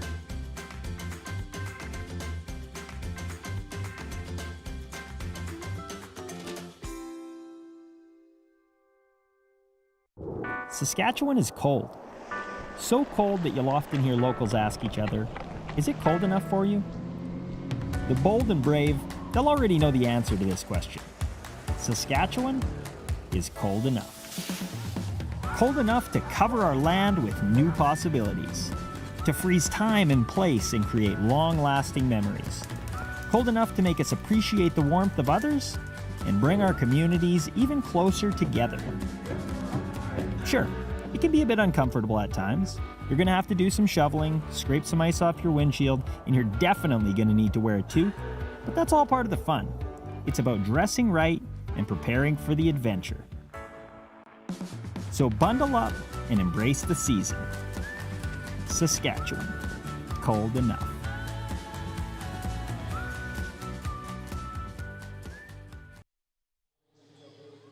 It's the Rush Radio Network. Cody Jansen, Darren Dupont with you this evening. Thank you for joining us all season long, wherever you are watching from, Facebook, YouTube, wherever you're tuning in with. What a game for the Rush. I mean, it's a big victory. You put up 17, but again, 13 of those come in the second half. It was adversity, right? I mean, all year long, you want to talk about Jimmy Quinlan and his effect on this group. All year long, they never had one second half comeback, right? They were winless when trailing at the half. Back-to-back games, they've been able to overcome that when they needed it the most. I mean, that doesn't tell you all you need to know, then nothing will. You get the Jeff Shatler tributes going on down on the field. Your first start tonight, You had 2 goals, 4 assists for 6 points. Sabine Ahmad will catch up with him in a bit. Robert Church tonight, 4 goals, 4 assists for him, 8-point night. And Mark Matthews, when you think about the big man, he had a goal, but he also had 8 assists tonight. It's too easy for him. Well, and it's so quiet. He goes about getting 8 assists. I mean, you don't even notice that's happening, but he's just constantly involved with every part of the play. It's fun to watch. Adam Shute with 37 saves as well. Let's go down to the floor now. Sabina Bond is standing by with the man of the night, Jeff Shattler. Just enjoying a celebratory drink. Jeff, what does it feel? How to end that game? It felt good to win at our home barn in our last game, and I know we didn't show what we had throughout the season, but we turned it on in the last 3 games, and unfortunately it was a little bit too late. But we got one more game in Texas, and to show this league that we're still a team to beat, and these guys will carry on next year, and I think they're going to do great things. We got a great young team, and a lot of great vets. So I'm very happy that I was a part of this organization, and they gave me an opportunity to keep playing, and for that I'm forever grateful. Just one other question for you. I saw your 2 little boys running. Talk about what kind of legacy do you hope to leave? I just wanted my boys to. The reason I kept playing was 1, because COVID. I didn't want that to end my season, my career. 2, my boys can have an opportunity to come out and see their dad play, and they understand why Dad left all those weekends. And now I understand that it's up to me to be there for them, and they're going to start their journey, and I want them to know that I'll always be there. All right, thanks so much. Congratulations. Thank you, Sabine and Jeff. What a win here. We do have to break the news, though. Panther City lost against Georgia tonight, so playoffs, they are out of the picture for Saskatchewan. This will be the last home game of the season. Don't worry, there's a lot to build off of, though. Some of these young, talented players are phenomenal. But, Darren, I mean, if I could get a last thought from you, it's just looking back on the season. It's disappointing you don't make playoffs, but I still want your general overview. Yeah, and I mean, when you look back from a 50,000-foot view, it's going to be a disappointing season. There's so much talent on this roster that this should be a playoff team. And you see the way they played, all those 1- and 2-goal losses, and you look at just the 2 1-goal losses to San Diego, right? And then they put an effort in like they did tonight. So you'll think about that, but when you look back on the year, you'll look back at all the building blocks that have been put in place. I mean, you've got some really exciting young players like Bobby Kidd III, who down the stretch started to show what he can do. Marshall Palace, there's others, right, that have started to really show that, hey, this next wave is coming. And then you also saw from Matthews and from Church and from, well, Shattler's done, but, Ryan Keenan and all these others, there's still a lot of gas left in the tank for these guys. And then you get the shift at coach with Jimmy Quinlan taking over with Derek Keenan, who's, the plan is to transition back upstairs, and it'll be Quinlan's team. But the identity and the culture is being set for the next stretch, and it's tremendously fun to think about. Oh, the future is bright for sure. And you just look at some of the moves made recently. You see Dunkerley even getting a game today, even for 61 seconds. That's still cool. That's still huge for him. You pick up a guy like Rushka, who was a 13th overall pick, Connor McClellan, Holden Garland on the back end. You got Boudreau. You got Barnable coming up. The future's so bright for Saskatchewan, and that's why, yes, hindsight, 2020, this season wasn't exactly what they wanted, but Rush Nation, the future is still bright. We'll leave it at that. Huge thanks to all the volunteers who make the season possible, for everyone behind the scenes who's made the pregame show, the postgame show, the Rush Radio Network, all the broadcasts this season possible. Tyler Warwick with the Blades, Steve Hildebrand, of course, my partners all season long, Darren DuPont, Sabina Maud. For myself, Cody Jansen, one last time. Signing off, Rush wins 17-14 at home. So long, everyone. As always, be kind, be better.